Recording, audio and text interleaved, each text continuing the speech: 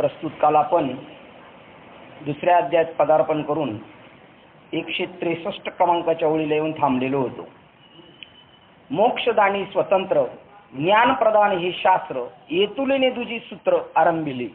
दुसरा अध्याय जो आहे त्याचा प्रस्तावना इथे सांगितलेली साखरे महाराजांनी आणि ओळ आहे 18व्या अध्यायातली 1436 क्रमांकाची. मोक्षदानी स्वतंत्र.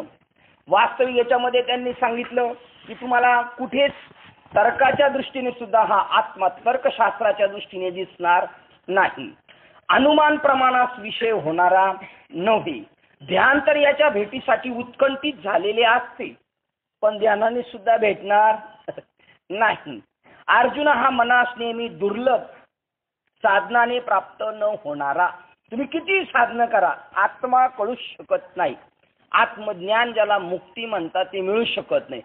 तुम्ही नाना साधनाच्या केल्या खटपटा त्यात वन पावती याच्या दरवाजात सुद्धा स्थान नाही. बाकीच्या साधना जाणो जाता जाणीव घाली आड फाटा. मी वेदाचा अभ्यास केला, मी पुराणांचा अभ्यास केला, मी ज्ञानेश्वरीचा अभ्यास केला. जाणो जाता जाणीव आड घाली फाटा आणि फाटा पडला का मंचरला जायच्या ऐवजी शिरूरला जाईल गाडी है की नाही. फाटा आल्यानंतर है की नाही.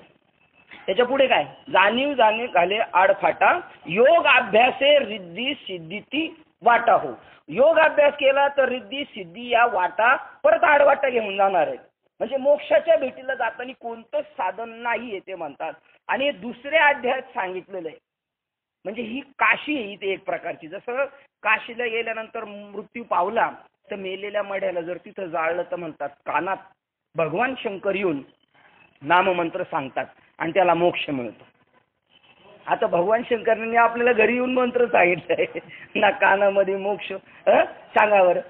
नित्याचा मोक्ष आपल्याला उपलब्ध करून दिलेला आहे. इथं सांगतात ते अवघड आहे पण हरिपाठात बघा संतांची आपल्यावर काय मेहरबानी काय कृपा असेल. कारण ती कृपा झाल्याशिवाय कळूच शकत नाही. तुका म्हणे कृपा करील नारायण तरीच हे वर्म पडे ठावे. एरवी नाही तर ते वर्म चुकले रे ते वर्म चुकले रे.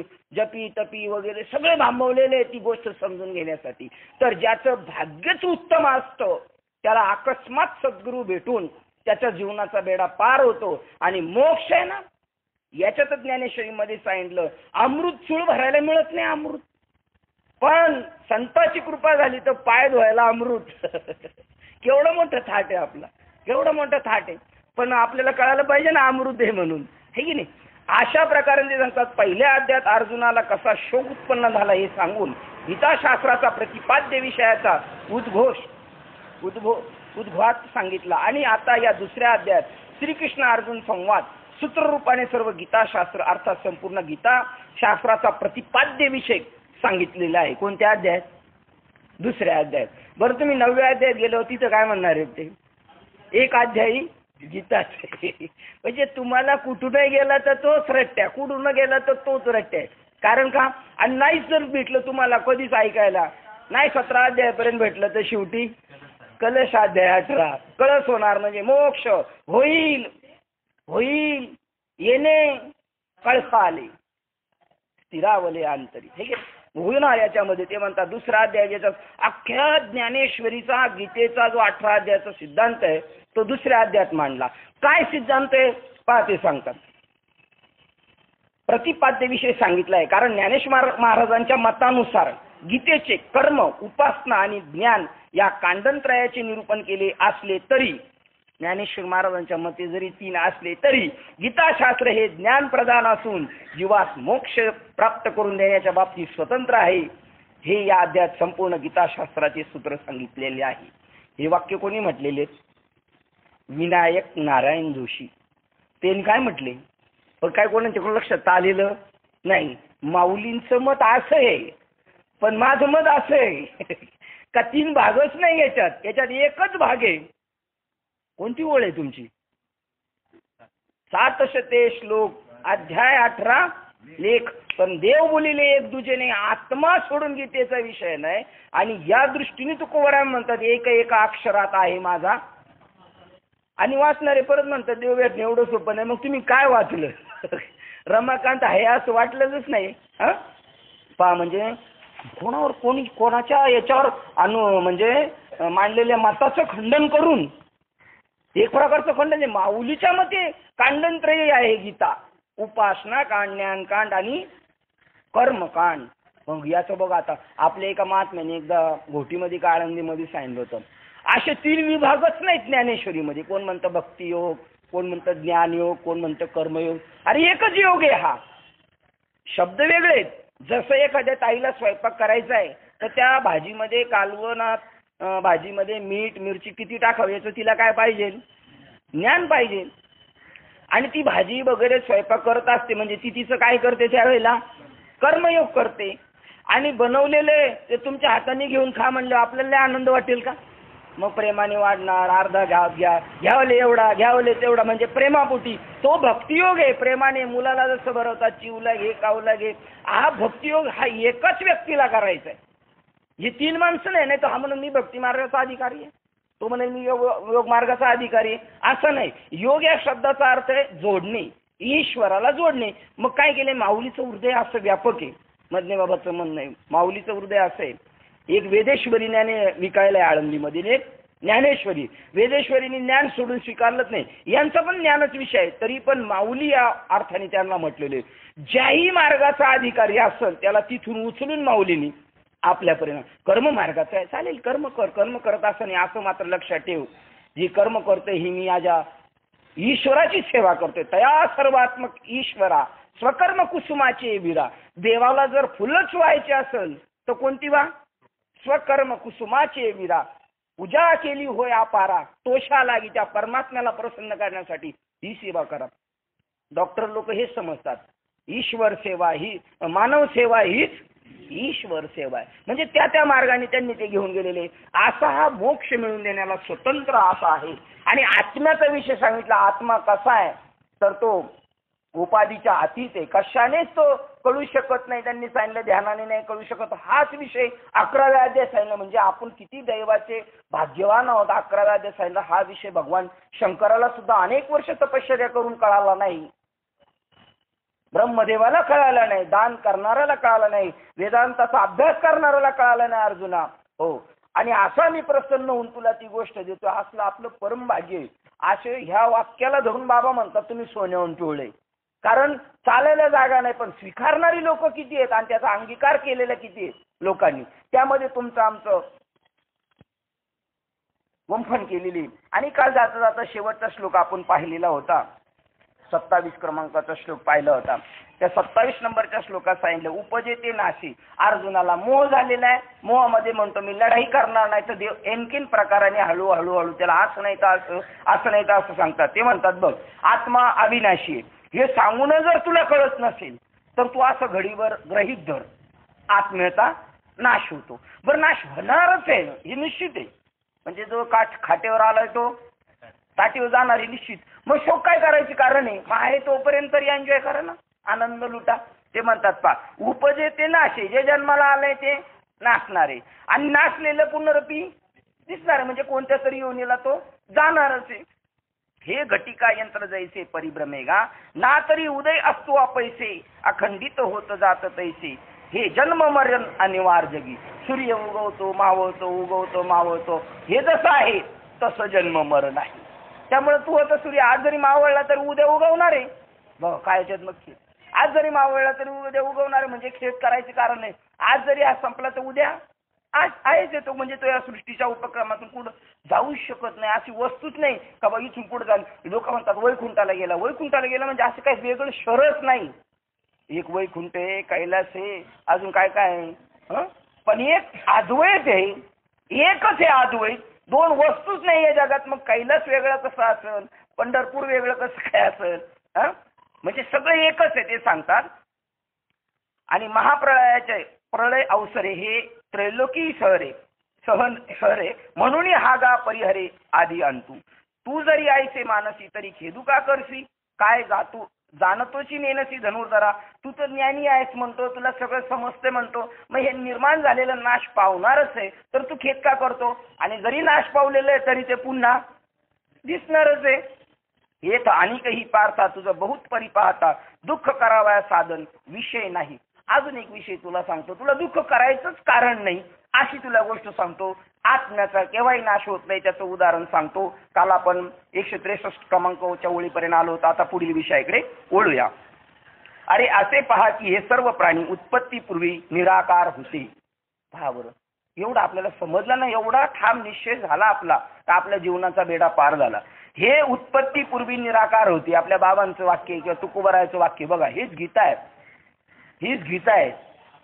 तुझी आई होती ताणी तेव्हा कुठे होतास प्राणी, तुझा बाप होता बाळ तेव्हा कुठे कंठीलास काळ. त्याचं उत्तर चाललं बरं का त्या अभंगाचं.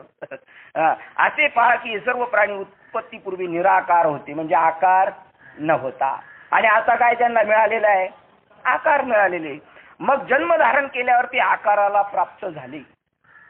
मग ते जेथे लय पाहून जातात तेथेही ते निसंशय दुसऱ्या स्थितीत जात नाही. तर आलासी कोठोनिया ज्याशी कवणेरे टाय. जिथून आला तुका म्हणे जाय, हा आपल्या आलिया ठाया जाय. जिथून आला तिथं जा, मग काय नाही. पण जिथून आला तिथं नाही जर गेला आणि भलतीकडे गेला म्हणजे 84 लक्ष योनीमध्ये, मग मात्र फार मोठी भटकंती आहे. तर पूर्वीच्या आपल्या मग जेथे लय पाहून जातात तेथे निसंशय दुसऱ्या स्थितीत जात नाही. तर पूर्वीच्या आपल्या अव्यक्त स्थितीत प्राप्त होतात.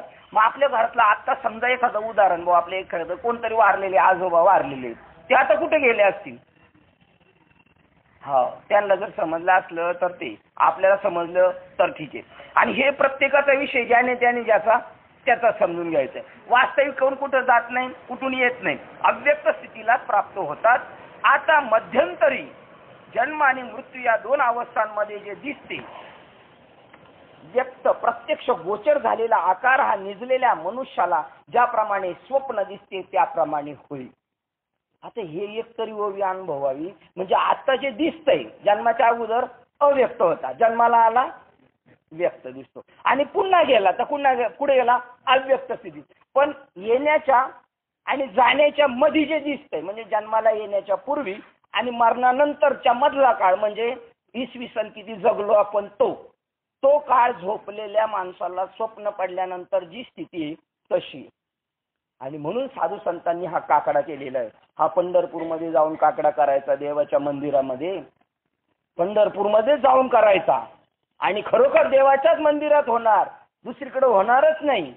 कारण हेच पंढरपूर आहे. ह्याच पंढरपूरमध्ये काकडा होऊ शकतो.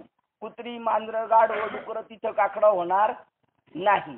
आणि तो काकडा झाला पाहिजे तिथंच देवाला जागा करायचंय, याच योनीमध्ये. दुसऱ्या योनीमध्ये तो जागा करू होऊ शकत नाही, कारण त्याला ती भोग योनी आहे आणि ही योनी कोणती आहे, त्याग योनी आहे. निजलेल्या मनुष्याला ज्याप्रमाणे स्वप्न दिसते त्याप्रमाणे होय, तसाच हा जगदाकार मायेच्या योगाने सत्य ब्रह्मस्वरूप अधिष्ठानावर भासतो. तसाच झोपलेल्या माणसाप्रमाणे तसाच हा दृष्टांत संपला, तसाच हा जगताचा आकार. मग जेवढं काय असेल आपल्याला जेवढं दिसतंय तेवढा सगळा जगताचा आकार मायेच्या योगाने सत्य ब्रह्मस्वरूपावर अधिष्ठानावर भासतो. रज्जू सर्पाकार भासियले जगडंबर सांगा. त्याप्रमाणे किंवा वायूचा पाण्याला स्पर्श झाल्याबरोबर जल जसे लाटांच्या आकाराने भासते, किंवा आता हेच उदाहरण काल परवा आलेले आहे ना, त्याचप्रमाणे त्याच्यात काहीच वेगळं नाही. वायूचा पाण्याला स्पर्श झाल्याबरोबर जल जसे लाटांच्या आकाराने भासते. मग लाटा खऱ्या आहेत का खोट्या आहेत? लाटा खऱ्या आहेत का खोट्या आहेत? लाटा म्हणजेच काय, म्हणजे लाटा खऱ्या, पण दिसतंय म्हणून त्याला मिथ्या म्हणायचे. तसं तुम्ही ना आपण ईश्वरच आहोत का माणसं आहोत? जसं पाणीच येते लाट दिसते तसं हा माणूस दिसतो. एरवी माणूस पण लौकिक बाबू जगामध्ये माणूस दिसायलाय, नाही तर माणूसच कोण आहे, देव ईश्वर आहे. दुसरं उदाहरण देतात पहा. किंवा दुसऱ्याच्या इच्छेने, आता जन्म कोणाच्या इच्छेने झालाय बघा, दुसऱ्याच्या इच्छेने सुवर्णाच्या ठिकाणी अलंकाराचा आकार व्यक्त होतो. त्या सोनाराच्या मनात नसते याचं काय बनवायचे, घालणाराच्या दृष्टीने वेडीत याच्या दृष्टी कापड झाला. तसं ज्याच्या मनात आहे म्हणजे कल्पनेने सोन्याची काय झाली, अंगठी झाली, कल्पनेने चैन झाली. तसं कल्पनेने जी सगळी सृष्टी निर्माण झालेली एक त्याला करमत नव्हतं म्हणून त्याने असा वेगळा एवढा विस्तार करून ठेवलेला आहे. दुसऱ्याच्या इच्छेने सुवर्णाच्या ठिकाणी अलंकाराचा आकार व्यक्त होतो. त्याप्रमाणे सर्व साकार व्यक्त जगत माया कार्य म्हणजे मिथ्या अनिर्वचनीय उत्पन्न झालेले आहे असे समज. जसा आकाशात मेघाचा पडदा भासतो त्याप्रमाणे हे मिथ्या आहे असं समज. ते कसे तर उत्तर ऐक. जे मुळातच नाही त्याच्याबद्दल तू रडतोस. आता सांगा, ज्याच्या घरी मयत झाले आणि त्याला जाऊन आपण सांगित बसलं जे मुळातच नाही त्याच्यासाठी तू रडतोय, तर तू आपल्या कानामागच वडणार, म्हणणार इथं माझी आई खलास झालेली, या माझ्या बहिणी बाळा भोगतायत मोठमोठ्यानी, रस्त्यावरून गाडीतून उतरली का तिथूनच टावं फोडून चाललंय आणि तू म्हणतो मुळात जे आहे नाही त्याच्यासाठी रडतोय. म्हणजे सत्य जे ते पटायला फार कठीण आहे, पटूच शकत नाही. आणि या दृष्टीने म्हणलेलं आहे खऱ्या आईला सुद्धा सत्य पटणार नाही. वास्तव जगत जे स्वीकारायची तयारी होणार नाही. कोणाची नाही तयारी, हेडमास्टरची तयारी नाही, टीचरांची नाही, आपल्या तर विद्यार्थ्यांची केव्हा होणार आहे. जे मुळातच नाही त्याच्याबद्दल तू रडतोस, याला काय म्हणावे. हा, तर असा विवेक सांगू शकत नाही आपण. जिथं मयत झाले ते जाऊन सांगू शकतो. हे जास्त त्यांनी समजून घ्यायचं. बरं, घरात प्रत्येकाच्या मयत होणारच आहे. तर नित्य असे जे एक ब्रह्मचैतन्य त्याचकडे लक्ष दे. म्हणजे जर आपल्याशी बोलत असेल ना आपला चुलता, तर समजायचा हा परमात्मा आपल्याशी बोलतोय. त्याला वाटतं चुलत्याच्या अँगलनी बघायचं नाही, याच्याशी बोलायचंय. त्याला वाटलं मंडळीची बायकोची बाजू घेऊन यायचंय. बायको होऊन आलंय कोण? भगवंत. पण तिला जर जाच द्यायला लागला तर सासरा मोठा मिशवाला मजबूत होऊन येईल, माझ्या मुलीला त्रास देतोय का. हे एकटाच सगळा नटलेला आहे ना आपल्याशी संवाद करतोय. त्या देवाला वाटते आणि अशा पद्धतीने देव बोलतो संताशी. मूर्तीतला देव बोलत नाही, पाषाणाचा देव बोले नसती कधी. हरी भाऊ यदा केवी गडी. पाषाणाचा देव बोलूच शकत नाही. मग तो पंढरपूर मधला असू द्या नाही तर काशीतला असू द्या. आता आमच्या घरचे म्हणले तुम्ही लय काशीचं बोलताय. आता म्हणलं असं काय काशीचं बोलतो असं काय नाही, ते येते ओघात काय करायचं आता. कारण जे दिसतं तेच बोलतो ना माणूस, डोळ्यापुढे जे दिसतं ते बोलणार. मग पंढरपूर मधला जरी देव असला तरी तो बोलू शकत. पाषाणाचा देव बोलायची ना कधी, हरी भववेदा केवी गडी. पाषाणाचा देव बोलतो भक्ताचे, सांगते ऐकते दोघे मूर्ख. माझे ऐकणारे बिन सांगणारे बिन 6 लाख भाविक पंढरपूर मध्ये, हे सगळे मूर्ख. आणि मग म्हणतील हा लय शहाणा झालाय. आणि याला धरून हा एखादा शहाणा असतो, विरळा ऐसा कोणी तुका त्यासी लोटांनी. माणसंच आपल्याशी जे बोलतात तोच ईश्वर बोलतोय. याच्या पलीकडे आपल्याशी दुसरं कोण कल्पनाच करू नका. आणि जर कल्पना करू नका, आरती झाल्या म्हणले कल्पनेची बाधा, असं जर जाऊन पंढरपूर मध्ये बसलो देव बोलेल का. पण एक आहे, जर नामदेवासारखा येडा भक्त झाला तर बोलेल. सगळं ज्ञान गाण ठेवायचं, मला बाकीचं काय माहित नाही, नाही तर मी डोकं फोडल आणि इथून काय घरी जाणार. मला नाही वाटत असा येडा भक्त एखादा सुद्धा भेटेल. म्हणून भेटेल का. नैवेद्य घेऊन गेला, देवा आज जर नैवेद्य खाला नाही तर मी डोकं फोडून इथं प्राण देईल, पण घरी जाणार नाही. हा, मायावी रूप दाव. मग त्या भोळ्या बापल्यासाठी करील बुवा, पण असं आहेच नाही ना. म्हणून ते म्हणतात ना तुम नामदेव के जैसे खेळा त्यांनी, नाही तो देव खाताय ना. कारण तेवढं भावच नाही आपला. काय वाक्य आहे बघा बाबा. आणि एवढं कळलं ना आपल्याला, आखी ज्ञानेश्वरी कळले आपल्याला. बाकी जास्त लय फोपट पसारा समजून घ्यायचा असं बी नाही. अरे जे मुळात नाही त्याबद्दल काय रडतोय, याला काय म्हणावे. तर जे नित्य जे एक आहे ते ब्रह्मचैतन्य त्याच्याकडे लक्ष दे. आपला श्वास, स्वामी विवेकानंदाचं मत आहे, एक आत्माच दुसऱ्या आत्म्यावर प्रेम करतो. आपल्याच घरातली व्यक्ती गेली आत्महत्या करून आणि 15 दिवसांनी जर चिठ्ठी मिळाली घरामध्ये, तू काय घाबरू नको मी तुझ्या जवळच आहे नेहमी, ती माणूस खोली खाली करून जाईल की नाही. खोली खाली करून म्हणजे जिवंतपणे असताना समजून घ्यायचं, मेल्यावर लगेच त्याची भीती वाटते, तोच त्याची भीती वाटते आपल्याला. असं मग जिवंतपणे सगळ्या गोष्टी समजून घ्यायच्या की नाही. ते नित्य ब्रह्मचैतन्य त्याकडे तू लक्ष दे. त्याचे आत्मतत्वाने ज्ञान संपादन करून घे.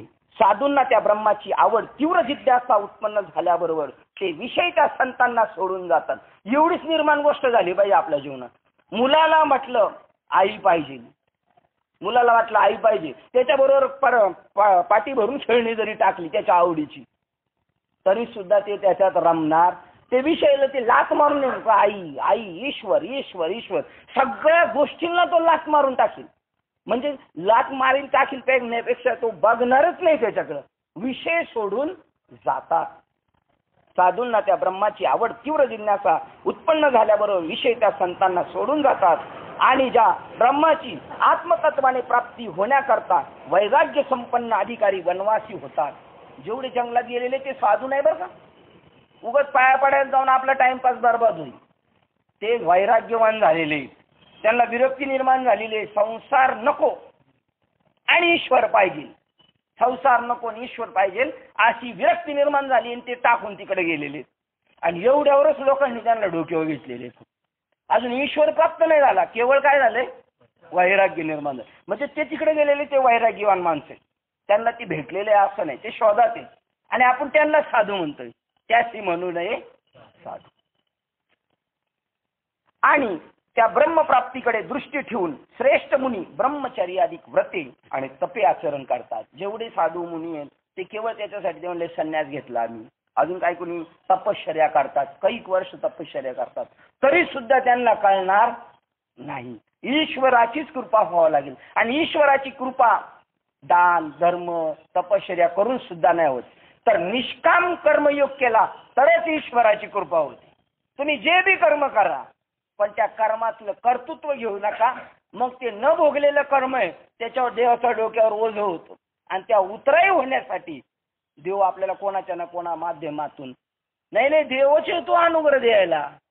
आपणच देव होय गुरु आपणच देव होईल गुरु.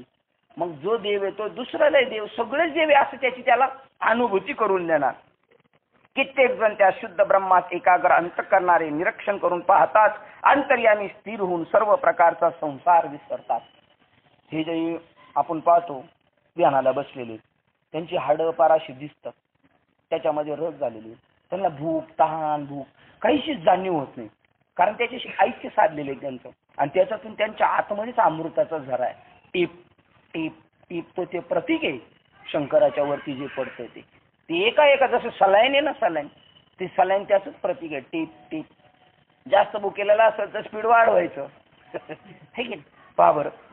कित्येक जण त्या शुद्ध ब्रह्मात एकाग्र अंतकरणाने निरीक्षण करून पाहतात अंतर्यामी स्थिर होऊन सर्व प्रकारचा संसार तिथंच रमून जातात. ते तिथंच सर्व सुखाचा आगर भेटल्यानंतर बाहेर शोधायला सुद्धा जायची त्यांची इच्छा राहिली नाही. कित्येक जण त्याचे गुणानुवाद गाताना चित्तात उपरती वैराग्य उत्पन्न होऊन शेवटी त्यांना अमर्याद निस्सिंग व त्याच्या ठिकाणी अखंड तन्मयता लाभते. हा आपल्या वारकरी संप्रदायाची ही अँगलनी वाटचाल चालू आहे. त्याचं गुणानुवाद घालायचं काय सोपेवर मामा सांगितले संती टाळ दिंडी हाती घेऊन नाचा. मग नाचता नाचता वैराग्य निर्माण होईल. वैराग्याच्या योगाने ती वैराग्य सिद्धी त्याला आत्मसिद्धीपर्यंत नेऊन ठेवणार आहे. कोणी एकतर त्याचे स्वरूप वर्णन ऐकून शांत होतात. देह अभिमान रहित देह भान विसर्जित होतात. आणि कोणी ब्रह्मैक्य साक्षात्कार रूप अनुभवाने तद्रूपतेस प्राप्त होतात.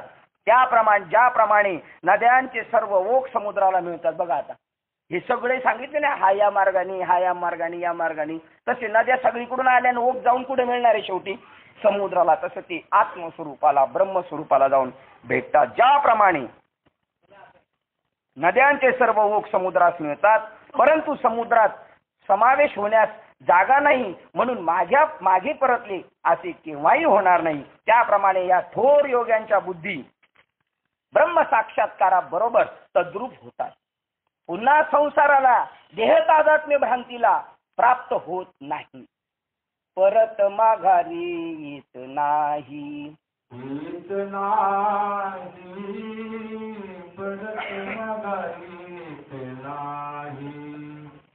बंधनापासून उकलल्या काठी येणे सोसे मन झाले हाव भारी परत माघारी येत नाही.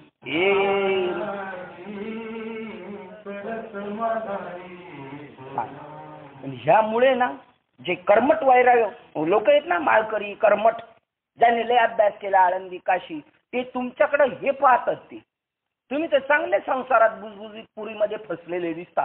तुमच्यामध्ये ती लक्षणं दिसत नाही कोणतीही. परत माघारी नाही, संसाराची चिंता राहिलेली नाही, काहीच नाही त्याला.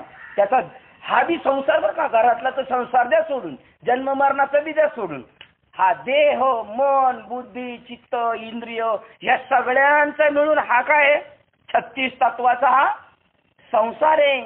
ते काही टाकले काही लोकांनी, पण हे टाकवानी जे ऋषी होते ना, परा तो धनुष्य मोडलं होतं सीतेचं. कोणी धनुष्य मोडलं होतं? ते धनुष्य कोणाचं? परशुरामाचं. ते परशुराम, मी 21 वेळा क्षत्रिय निपात केलेला आहे, क्षत्रियांना मारून टाकलं. लक्ष्मण म्हणला हे मला ओळखत नाही का? तो म्हणतो, लक्ष्मण म्हणतो हे मला ओळखत नाही का? रामाला म्हणतो मी 21 वेळा क्षत्रियांचा नाश केलाय, अमुक केलं. ते म्हणलं वा वा, तुमची गाथा तुमच्या तोंडाने सांगत बसा, चांगले वैराग्यवान आणि चांगले हे. तरी त्याला कळाली बघा, हे असले ऋषी की स्वतःची, कारण त्यांना हे सुद्धा संपलं पाहिजे आपण काय केलंय याची सुद्धा जाण नाही राहिली. काहीच कळालं नाही पाहिजे आपल्याकडून किती चांगली पुण्यकर्म झाली किंवा आपल्याकडून किती पाप कर्म चालली, हे सुद्धा संपलं पाहिजे. गंगा पवित्र आहे, खूप पवित्र आहे, पळत आली समुद्राला मिळाली. आणि इकडून तुमचा ड्रेनेज लाईनचं गटार गेलेलं आहे आणि दोन्ही जाऊन समुद्राला मिळाल्या. आता काय झाल्या दोन्ही? आता दोन्ही पवित्र झाल्या का अपवित्र राहिल्या? अरे पवित्र बी नाही राहिल्या आणि अपवित्र. गटार अपवित्र होतो, गंगा पवित्र होती आणि समुद्राला मिळाल्या तिने आपणासारखं करून टाकलं. पवित्रपणा आणि अपवित्रपणा हे तुमच्या आमच्या लोकाचार दृष्टीने व्यावहारिक दृष्टीने हा आपल्याला स्वीकारायचा आहे. जे बुद्धी योगा योजिले ते जेथं पारांगत झाले, जे इह उभय सांडिले काय पाप आणि पुण्य. पाप म्हणजे वाईट आणि पुण्य म्हणजे चांगलं. वाईट असेल पुण्याच्या गोष्टी कोण करतंय? अधर्मी लोक किंवा व्यावहारिक लोक करतात. साधूच्या दृष्टीने वाईट आहेच नाही काही आणि चांगलं बी काही नाही. याचं नाव अद्वैत आहे. जी द्वंद्वाधिक दुरावली, पाप संपलं पुण्य संपलं आणि असल्या स्टेपवर आपल्याला नेऊन ठेवायचं. साधूने विडा उचललेला आहे आपल्या, तिथे नेऊन पोहोचवायचं. तो साधू थोडक्यातच खुश आहे, आपण थोडक्यात खुश. मी कीर्तन करतो, तुम्ही पाया पडायचं काम करा. मी बकरी आणून देतो तुम्हाला, तुम्ही कापायचं काम करा आणि त्यांच्याकडून घेत चला. आणि बरं कापताना यांच्याकडे नाही येणार पाप पुण्य. जो घेऊन आला त्याला विचारणार कापू का? बघ बरं, तुझं लक्ष ठेवायचं काम आहे. मग यांनी सगळी मेहनत करायची. काय म्हणले? खेळ केले, खेळ मदारी गेली. मदारी आयता बसून राहतो. खेळ खेले बंदर और माल खाय मदारी. पाप हे सगळं शिंदे दादा बाबा असताना वाक्य म्हणायचं का? माझी ताई खुरपता एकीला तयार करते, आमचे बाबा असे अमुक तमुक धमुक सांगून तिला अनुग्रह घ्यायला घेऊन. आणि हा लगून म्हणतो मी तू काय, तुझा योग आलाय, तुझ्याकडून ती गोष्ट समजून घ्यायची. कोणताच म्हणजे हा कोणताच अहंकार नाही घ्यायचं. याला म्हणतात परत माघारी. चांगल्या कर्तृत्वाचं घ्यायचं नाही, वाईट नाही. शेवटच्या सदरात अर्जुनाला एवढं सगळं सांगितलं. शेवटी एक पर्याय उत्तर सांगणार आहे, सर्व धर्मांना परित्यज्य. तुझ्या एवढं डोक्यात नाही राहायचं, असं चिंतन करायचं, असं करायचं, असं प्रसंगाला ते करायचं, असं नाम तिथं योजायचं आणि मग करायचं. जाऊ दे, तू तुझ्याकडे घेऊ नको आणि माझ्याकडे सोडू नको. माझ्याकडे टाकून दे, तुझ्याकडे काहीच घेऊ नको. सर्व धर्म म्हणजे तुझ्याकडून चांगलं झालं वाईट झालं माझ्या ह्याच्यात आणून टाक. त्याला म्हणतात यज्ञ. त्या यज्ञ टाकलं का सगळं स्वाहा, तुला मी मोक्ष देईल गॅरंटीड. हा वा, ते परत माघारी येत नाही. अर्जुना विचार करून पाहिले ते थोर बुद्धी ब्रह्म साक्षात्काराबरोबर तद्रूप होतात. पुन्हा संसाराला देह तादात्म्य भ्रांतीला प्राप्त होत नाही, पुन्हा माझेच येऊ शकत नाही. आणि ही आपल्याकडून लोक पाहतात बरं का. जर आपण अनुग्रह घेतलेला आहे, आपली स्थिती झालेली आहे, आपण म्हणतो आम्हाला देव भेटलाय, तर आपण देह बुद्धीवर वाक्य पहा, देह तादात्म्य भ्रांतीला प्राप्त होत नाही. तो मला असं म्हटला, देह तादात्म्य आणि भ्रांती. देहाचं तादात्म्य कोणी केलं? मी कोण आहे? मी शुद्ध चैतन्य आहे. आणि संबंध कोणाशी ठेवतोय? अशुद्ध म्हणजे गावातला नावाजलेला माणूस, चांगला पाटील आणि एका वेश्याच्या नादी लागला. हे जसं दुष्कृत्य आहे आणि लोक पाटीलला म्हणतात खूप चांगला होता पण त्या बाईच्या नादी लागून खराब झाला, तसा आत्मा पुरुष आणि या प्रकृतीच्या नादी लागून खराब झाला. तो परत माघारी भ्रांतीला प्राप्तच होत नाही. काय सुख आहे त्याला? घरीचे सगळं व्यवस्थित असतं तरी तसा खरंच आत्मसुख फार ठेवलेलं आहे, खजिना आहे, संपणारा न संपणार आहे, तरी सुद्धा बाहेर डोकवतो. अर्जुना, जे सर्वत्र सर्व देहात सर्वांत अंतर्यामी रूपाने व्यापलेले आहे. सर्वांच्या देहात किती बघा, किती किती खुला खुला मार्ग सांगितले. अर्जुना, जे सर्वत्र, एवढं सांगून झालं असतं ना, पण मंदबुद्धीच्या लोकांना कळणार नाही. आळशी, मती मंद केवी तरी मग त्यांना सांगितलं हरिमुखे म्हणा, हरिमुखे म्हणा. कारण ज्ञानेश्वरी वाचायला टाइम नाही, भागवत वाचायला टाइम नाही, पण पुलाव गप्पा मारायला 5ला मी आलोय, तू काय एवढा लेट आला? हा 5ला पुलाव कशाला आले? का बरं? अरे असं आपल्या माणसाने तरी सकाट्या मारत फिरू नये. जर माऊलीचे आपण वारसदार म्हणत असू तर रिकामा अर्धगडी राहूच नको. कारण प्राप्त झाल्यासारखं वाटतंय, पण पूर्ण इस्टेटीचा मालक झालेला. जरी पेपर केला तरी म्हणतो ताबा अजून घेतला नाही. पेपर केलाय, नाव झालं रजिस्टर, पण अजून काही ताबा घेतला नाही. तसं आपलं रजिस्टर सगळं झालंय, पण ताबा नाही घेतला, चार्ज नाही घेतला स्वरूपाचा. जे सर्वत्र आहे एवढं सांगून नाही संपलं, सर्व देहात आहे. मग गाढवाचं असलं तर आहेच. सर्वांच्या अंतर्यामी रूपाने व्यापलेले आहे व ज्याचा घात करू गेले असता तो होत नाही. कितीही प्रयत्न केला तर तो मरू शकत नाही. असे एक. आणि म्हणून या दृष्टीने साधू नदीत स्नान करून आला तरी तो म्हणला मी पाण्याला शिवलो नाही. असं जर म्हणलं तर लोक म्हणतील हे चक्कर झाले, याच्या नादी लागायचं नाही. साधू गंगेत स्नान करून बाहेर आला, तो म्हणला मी आंघोळ केली, मी पाण्याला शिवलो नाही. कारण आत्म्याला काही शिवत नाही, काही चिटकत नाही, आणि तो त्या दृष्टीने बोलतो. आणि पहा ना, किती जुन्या कॅसेट जर आपण पाहिल्या तर काशीला गेल्यानंतर पैठणला गेले आणि तिथे विचारलं ज्ञानेश्वर महाराजांना तुम्ही कोण आहे, तर ते काय म्हणतात, या देहाला ज्ञानेश्वर म्हणतात. काशीमध्ये गेले, काशीच्या विद्वान लोकांनी नाथ महाराजांचं भागवत स्वीकारलं नव्हतं, म्हणून त्यांना तिकडं बोलवण्यात आलं. तर गंगा नदी अशी उचंबळून वाहत होती. या या या या म्हणून, म्हणजे नाथ महाराजांनी तुम्ही बरोबरच आले. गंगा म्हणायला लागली या या या म्हणे तुम्ही आली, आणि ती उचंबळून व्हायला लागली. कधी नाथांच्या पायाचा स्पर्श मला होईल, कारण पापी लोक गेलेली होती, त्यांनी आंघोळी करून करून गंगा बाटवलेली होती. आता साधूच्या चरणाने तीर्थे तया ठाया, हे ती पुनीत व्हावया. ती पवित्र होतात. तिथे गेल्यानंतर विचारलं कोण, म्हणले महाराष्ट्रातून आलेलो आहे मी, या देहाला एकनाथ म्हणतात. या देहाला एकनाथ म्हणतात, मग तुम्ही कोण? मी वासुदेव तत्वता, कळो येईल विचारिता, आहे ठाऊक भाग्य संता, दुजा अनिक नाही मागुता गा, वासुदेव करी तू फिरा. सारखं बाहेर जातो आत येतो, बाहेर जातो आत येतो. आणि म्हणतात आमच्या चाळीत जर वासुदेव आला ना, आम्ही काही दिल्याशिवाय राहत नाही. अरे चाळीतल्या वासुदेवाला 1000 रुपये दिले आणि या वासुदेवाला काहीच नाही दिले, तर काहीच नाही दिले. वाड्यात बाहेर दारा, कोणी काहीतरी दान पुण्य करा. काय दान करा? तुमचा जीव दान करून टाका त्यांना. त्यांनी जीव दान केलं ते तर अजून तुम्हाला करोडपती करणार आहे, ब्रह्मस्वरूपावर जाऊन प्रतिष्ठित करणार आहे, तुमचा जीव त्यांना बाद करून. असा जो वासुदेव सर्व यामी आहे, सर्वांच्या अंतर्यामी रूपाने व्यापलेला आहे, ज्याचा घात करू गेले असता तो होत नाही. असे एक विश्वव्यापी अधिष्ठान चैतन्यच आहे, असे तू एक लक्षात ठेव. विश्वव्यापी एक चैतन्यच अधिष्ठान आहे. हा जरी माईकचा स्टँड दिसतो तर याला अधिष्ठान काय? लोखंड आहे. तसं सगळ्या जगाला अधिष्ठान कशावर? हे स्टँड दिसतंय, पण कशावर दिसतंय? लोखंडावर दिसतंय. तसं जगत दिसतंय, कोणावर दिसतंय? एक ईश्वरी सत्यावर, एक ब्रह्माच्या सत्यावर, अधिष्ठानावर दिसतोय. हा अनुभव आला पाहिजे आपल्याला. अनुग्रह घेतल्यानंतर आपण जगाला सांगतो ना, अनुभव आला का? अनुभव आला का? ऐसा ज्याचा अनुभव विश्वदेव सत्यत्वे, विश्वदेव सत्यत्वे, विश्वदेव सत्यत्वे. देवतया जवळी आसे, देवतया जवळी आसे, देवतया जवळी आसे. पापनासे दरुषणी, पापनासे दरुषणी, पापनासे दरु.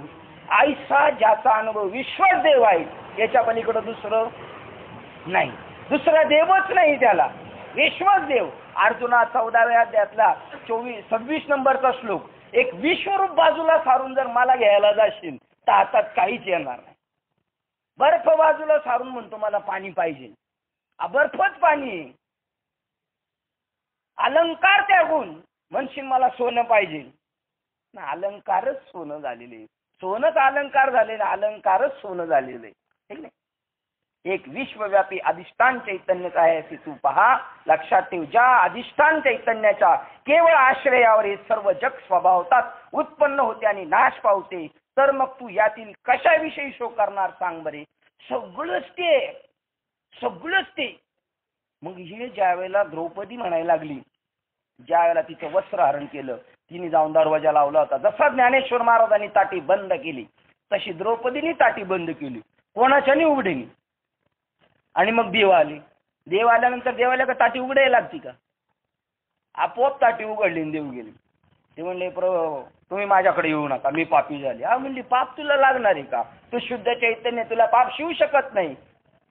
पण मी त्याला माफ नाही करणार. त्याने असं केलं.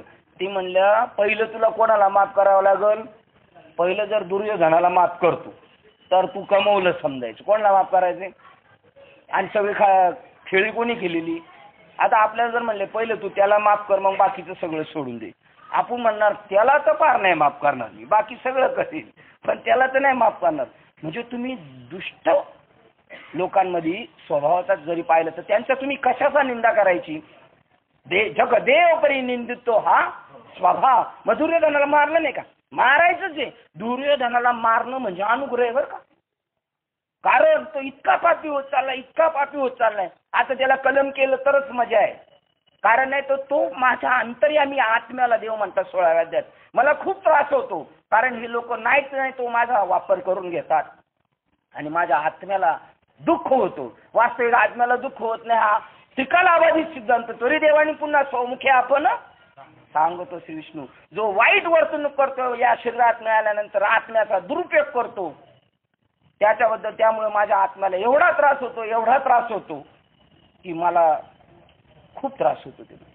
आणि मग मात्र देव म्हणतो का याला मारण्यात मजा आहे. कारण आता याच्या हातातून सत्ता काढून घेऊ, सगळं काढून घेऊ, याला खलास करू, म्हणजे अजून अधःपतन त्याचं होणार आहे, त्यापासून तो वाचेल. याला या अनुग्रह म्हणतात. देवानी कोपून मारणंच अनुग्रह. हे सगळ्या ज्या गोष्टी होणार आपल्या जीवनात, मानवी जीवनात आलोय, हाच देवाचा पहिला काय आहे का तुमच्याकडे प्रमाण? आद्य गुरु शंकराचार्याचं मत आहे, दुर्लभम सर्वमेव देवानुग्रह हेतुकम. देवाचा अनुग्रह व्हायला 3 गोष्टी अत्यंत दुर्लभ आहे. त्यात मनुष्य जन्म, म्हणजे जन्माला आलो हा एक अनुग्रहच आहे आपल्यावर देवाचा. जा वाटेला लाग, दरवाज्यात पाठवले मोक्षाच्या तुला, शोध मोक्ष आणि घरात जा. ज्या अधिष्ठान चैतन्याच्या केवळ आश्रयावर हे सर्व जग स्वभावता उत्पन्न होते आणि नाश पावते, तर मग तू यातील कशाविषयी शोक करणार सांग बरे. प्रश्न हे अर्जुना विचार करून पाहिले असता तुझ्या मनाला ही का पटत नाही? त्याच्या मनाला नाही पटत नाही असं नाही, जेवढ्यांनी मारा घातले त्यांच्या कोणाच्याच मनाला पटत नाही. हे सगळं हे असं ते तसे हे त्याच्यात एकट्याच्या थोडी पटत नाही. आम्ही रोज ऐकतो सगळं, अशा माना बी डोलवतो, हा हा हा सगळं कळालं, हा हा सगळं कळालं. नंदी बैल बी असेल मांडोलीत असतो तसले का आपलं मुडासारखं. अर्जुना विचार करून पाहिले असता तुझ्या मनाला हे का पटत नाही ते मलाही समजत नाही. पहा कोण म्हणतोय? देव म्हणतो आता याच्या पुढं का डोकं फोडो, त्याला का पटत नाही हे मला समजत नाही. म्हणजे चांगला माणूस येडा होतो. आणि याला या दृष्टीने तू करवाऱ्याने समाजाकडे पाहिलं आणि परत माघारी पाठ फिरवली. जशी शुकमुनीसाठी व्यासांनी पाठ माग फिरवली, तसं तुकाराम महाराजांनी समाजासाठी सांगून सांगून वैतागले आणि शेवटी शिव्या देऊनही काही गंभीर अंतकरणाच्या परिणाम होईना. शेवटी ते म्हणले तुका म्हणे गळा बांधून बुडे दगड. त्याला वाचवण्याचा काय प्रयत्न करायचा? तो घरून ठरूनच आलेला आहे. कारण त्याला थोडं पोहताही येते, मला हातपाय हलील म्हणून दगडच कमरेला बांधून जर उडी मारतोय. त्याला वाचवण्याचा प्रयत्न करायला गेल्यानंतर काय होणार आहे? जो वाचवायला गेलाय तुम्हाला माहिती आहे का, पोहणारा ज्याला पोहता येत नाही तो बुडायला लागला तर तो दुसऱ्याला काढायला गेल्यावर पुढं त्याला पकडतो, पहिला कमरेलाच घट्ट मिठी मारतो. तुझे हातपाय हलवून देणार नाही, माझे नाही, आपण दोघं खाली तळाला जाऊ. पेटलेला माणूस सुद्धा विजवायला जाईल त्याला मिठी मारतो. आपण आसारी की गलती तात्काळ. ठीक आहे. म्हणून तुकाराम महाराजांनी परत पाठी फिरवली. खळांची संगती उपयोगाची नाही, आपण अशी अपाय त्यांची सवी. खळ कोणाला म्हटलेले? सगळं कळतंय पण वागायला जमत नाही, त्याचं नाव खळ. वैष्णवी कुपत्ते टाकिली वाळून, एका जनार्दनी हरी बोला. हा, एका जनार्दनी त्याची भले आहे का नाही. ज्यांनी कुपत्ते वाळून टाकून दिली सोडून त्यांच्याकडे. अहो मुलाकडे बघत नाहीत काही लोक. बघ किती जर वाईट वागायला लागलं काय त्याचं करायचं? आपलं असलं तरी काय करायचं? द्यायचं सोडून. हे अर्जुना, विचार करून पाहिले असं तुझ्या मनाला का पटत नाही मला समजत नाही, परंतु एकंदरीत हा शोक करणे अनेक प्रकारे तुला अनुचित होईल. अरे वेड्या, अजून का तू विचार करीत नाहीस? असं कीर्तनाला म्हटलं पाहिजे सगळ्यांना बसल्या. अरे वेड्या, तो म्हणाल बोल शहाण्या, आहे की नाही. एका ठिकाणी आम्ही गेलो होतो प्रवचनाला, पारगावला गेलो भगवान बाबांना आम्ही, आणि दशकिरीला प्रवचन होतं. सगळ्यांची लोकांचं लक्ष कुठं माहिती का? पॉट ठेवली इकडं, प्रवचनाकडे तोंड करून बसलेली लोक सगळे इकडं, आणि विधी चाललाय नदीच्या खाली. तर सगळ्यांचे लक्ष दशकिरीच्या प्रवचनाच्या लक्ष कुणीकडे असतं? लोकांचं, कावळ्याकडं. आणि सगळे मधून मधून असे मागं वळून बघायचे तिकडं. आणि एखादा मुद्दा पटला तरच प्रवचनकाराकडे बघायचे. तर प्रवचनकार म्हणलं, तुम्हाला कसं प्रवचनाला बसावं हे बी तुम्हाला कळत नाही, एवढे तुम्ही मठ्ठ आहे. त्यातलं एक उभा राहून म्हणला, मग तू लय शहाणा आहे तर तू खाटपुढे टाकून बसायची होती आमच्या. हे वास्तव घडलेले बरं का, हे वास्तव घडलेले. मग तुला शहाणा आहे तर पुढे म्हणजे अरे वेड्या, तर तो म्हणलं बोल शहाण्या. अरे वेड्या, अजून तू का विचार करीत नाहीस? तू हे मनात काय घेऊन बसलाय? काय माऊलीची प्रेमळ भाषा. हे वाचणारच अंतकरण जर असेल, अंतकरण असेल त्याला तर पाजर फुटेल. काय माऊली कोणत्या भाषेत बोलतो? एक मित्रच एका मित्राला असं बोलू शकतो, अरे वेड्या असं का करतोस तू? अजून तरी सावध हो. अजून तू का विचार करीत नाहीस? तू हे मनात काय घेऊन बसलायस? अरे ज्या स्वधर्माचरणाने मनुष्य तरतो त्याला तू अगदी विसरलंस. बघा आता ट्रॅक चेंज झाला बरं का. आता स्वधर्माचरणाकडे आली. आता आत्म्याचं बोध सगळं सांगून झाला. आता पुन्हा त्याच्या कर्माकडे घेऊन आलेली. बिलाडे अप्पा मला म्हटले, माग आम्ही गेलो तिकडे डोंगरात प्रवचन कीर्तन. ते म्हणले काय नाही, रोज या गावावरून त्या गावाला पळत सुटायचं नाही, आपल्या कर्मातच देव पाहावा. आणि ज्ञानेश्वर महाराज देवाचं मते कर्मे इशू बजावा ही आज्ञा माझी. तिथं देव बघायचं. तुम्ही उगत तिकडे बघायला गेले, इकडे बघायला गेले तर काय मजा नाही. मजेचं सगळं दयाचा जठरू प्रसवे दया सुद्धा दृष्टीचा अर्थ रू काहीच नाही. सुख इकडे. आणि परत आपल्याला म्हणायला सांगितलं, म्हणा भावगीत. शोधती रामेश्वर कुठे शोधती काशी, कुठे शोधती रामेश्वर कुठे शोधती काशी. हृदयातील भगवंतरा हृदयातून उपाशी,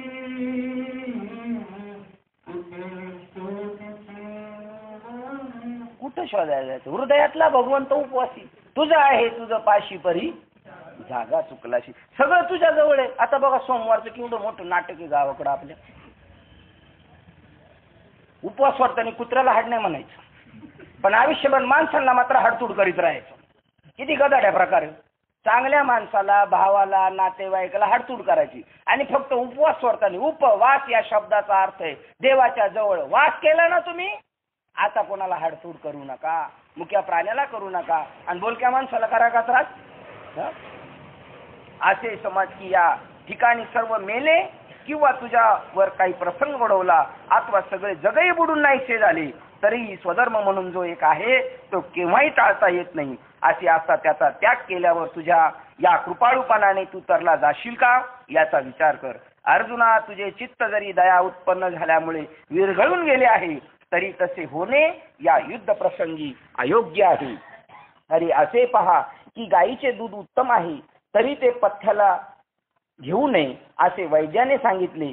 असे असताही जर ते नवज्वरातल्या मनुष्याला दिलेच तर ते विषवत बाधक होते. कृपा चांगली, करुणा चांगली, पण कुठं काय उपयोगाची नाही. त्याप्रमाणे भलत्या वेळी भलत्या ठिकाणी भलत्याने भलतेच कर्माचरण केले तर त्याचा हिताचा नाश होतो. म्हणून तू आता सावध हो. आणि अधिकाऱ्याने कोणताही व्यवहार वा साधन अनुष्ठान केले तर त्या व्यवहाराचे साधनाचे उचित फल त्यास प्राप्त होत नाही, फल नाश होतो. म्हणून अधिकारानुरूप वेदविहित व्यवहारात साधनात प्रवृत्त होणे आवश्यक आहे, हे यातील तात्पर्य आहे. तू व्यर्थ शोकाकुल का होतोस आणि ज्याचे आचरण केले असता कोणतेही काळी दोष लागत नाही त्या स्वधर्माकडे तू लक्ष दे. ज्याप्रमाणे सरळ मार्गाने चालले म्हणजे जसा कधी अपाय पोहोचतच नाही किंवा दिव्याच्या उजेडाच्या साह्याने चालले असता अडखळत नाही, त्याप्रमाणे अर्जुना स्वधर्माने वागले असता त्याचा सर्व इच्छा सहजच पूर्ण होतात. म्हणून यासाठी तू असे समज की तुम्हा क्षत्रियांना संग्रामातून दुसरे काहीच योग्य नाही. मनात कपट न धरता समोरासमोर उभे राहून एकमेकावर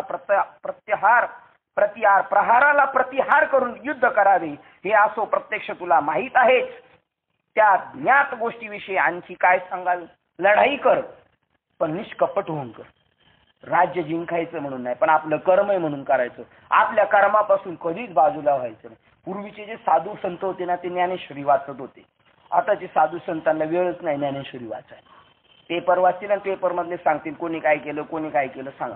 अशीच घटना आपल्या नारंगाव मध्ये घडली. आणि सातबाबा वायकरांना ती समाज गेली, कोण होती? विठाबाई मांग. त्या भेटल्या. ते म्हणे बाबा मला पण वाटतं पंढरपूरला यावं, असं करावं तसं करावं, पण बघा ना मी कोणत्या कुळात पडले, किती घाणेरड्या अवस्थेत पडलेले, मला काय करावं आता, माझ्या अंगाला लागलेले हे पाप. ती म्हणली तू त्याची काही काळजी करू नको. तुझ्या वाट्याला जे आलेले कर्म तू कर. अंतकरण वृत्तीने फक्त भगवंताशी एकरूप राहा. बाकी तुला काही करायची गरज नाही. हे तर उदाहरण राहू द्या. हिचं पहा उदाहरण. कान्होपात्रा कोण आहे ती? कोणाची कोण आहे? कुठं जाऊन बसली? कर्माशी काही एक संबंध नाही. तुमच्या वाट्याला आलेले कर्म न टाळता कर्म करतच मोक्षाच्या ठिकाणी जायचं. स्वधर्माचा कोणत्याही प्रकारे त्याग करू नको. तू क्षत्रिय आहेस, तुला लढाई करणे गरजेचंच आहे. तुझा कृपाळूपणा इथे कामाचा नाही. लढाई करताना निष्कपट हो आणि युद्धाला युद्ध समोर कर. तुला आता सांगायची गरज नाही. प्रत्यक्ष तू तिथे उभा आहे तर ती करून दाखव. अर्जुना, सांप्रत्य हे युद्ध तुमचे म्हणजे तुमचे पूर्वीजन्मीचे भाग्य समजा. हे जर वाटायला आलं, कारण शौर्य दाखवायची जागा आलेली आहे. तुझं भाग्य. क्षत्रियाला लढाई करायला मिळणं म्हणजे भाग्यवान. आपला क्षत्रिय म्हणून नाही लढाई होईल तेवढं बरं आहे की नाही.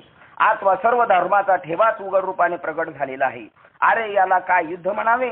हा तर तुमचा प्रताप आणि मूर्तिमंत स्वर्गच तुम्हा पुढे युद्ध रूपाने उभा केला आहे.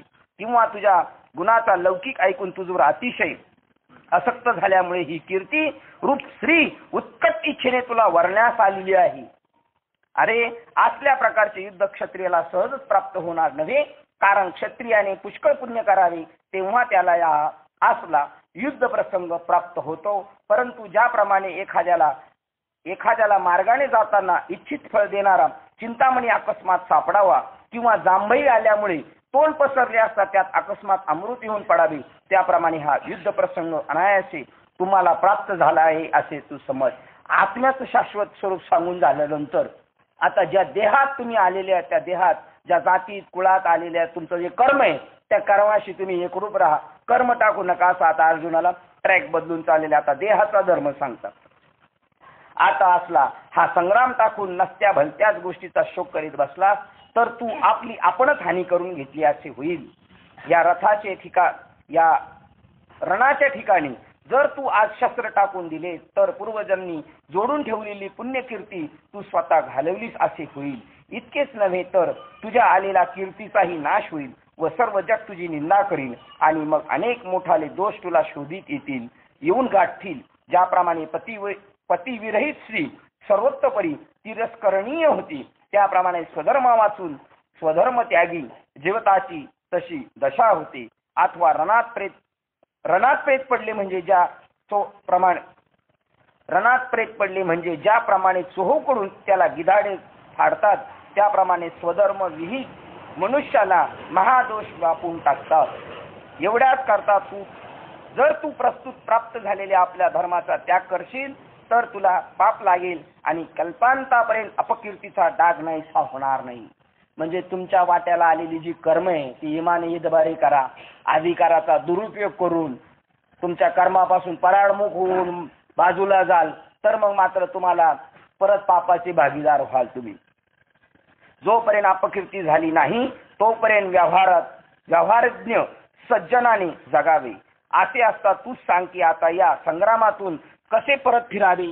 या संग्रामातून तू मत्सर रहित होऊन दयायुक्त अंतकरणाने माघारा फिरशील खरा, परंतु या सर्वांना ती गोष्ट वा तुझी स्थिती मुळीच पटणार नाही. हे कौरव तुला चोहूकडून चारी बाजूने घेरतील व तुझवर बाणांचा मारा करतील. पार्था, मग या प्रसंगी या तुझ्या कनवाळूपणाने काही तुझी सुटका होणार नाही. इतकेच करून जर कदाचित मोठ्या कष्टाने त्या प्राणसंकटातून तुझी कशी तरी सुटका झाली तरी ते तसे जगणे मरणापेक्षाही वाईट आहे. आणखी एका गोष्टीचा तू विचार कर.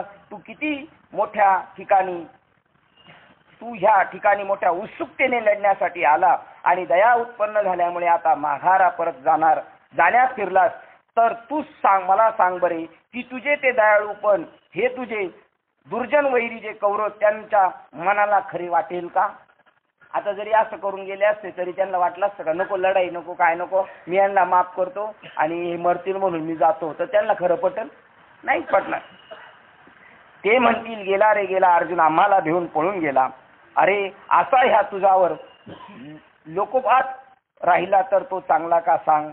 अर्जुना, वाटेल ते अनेक कष्ट करून प्रसंगी आपले प्राणही खर्ची घालतात, पण लोक कीर्तीचे संपादन करून वाढवतात.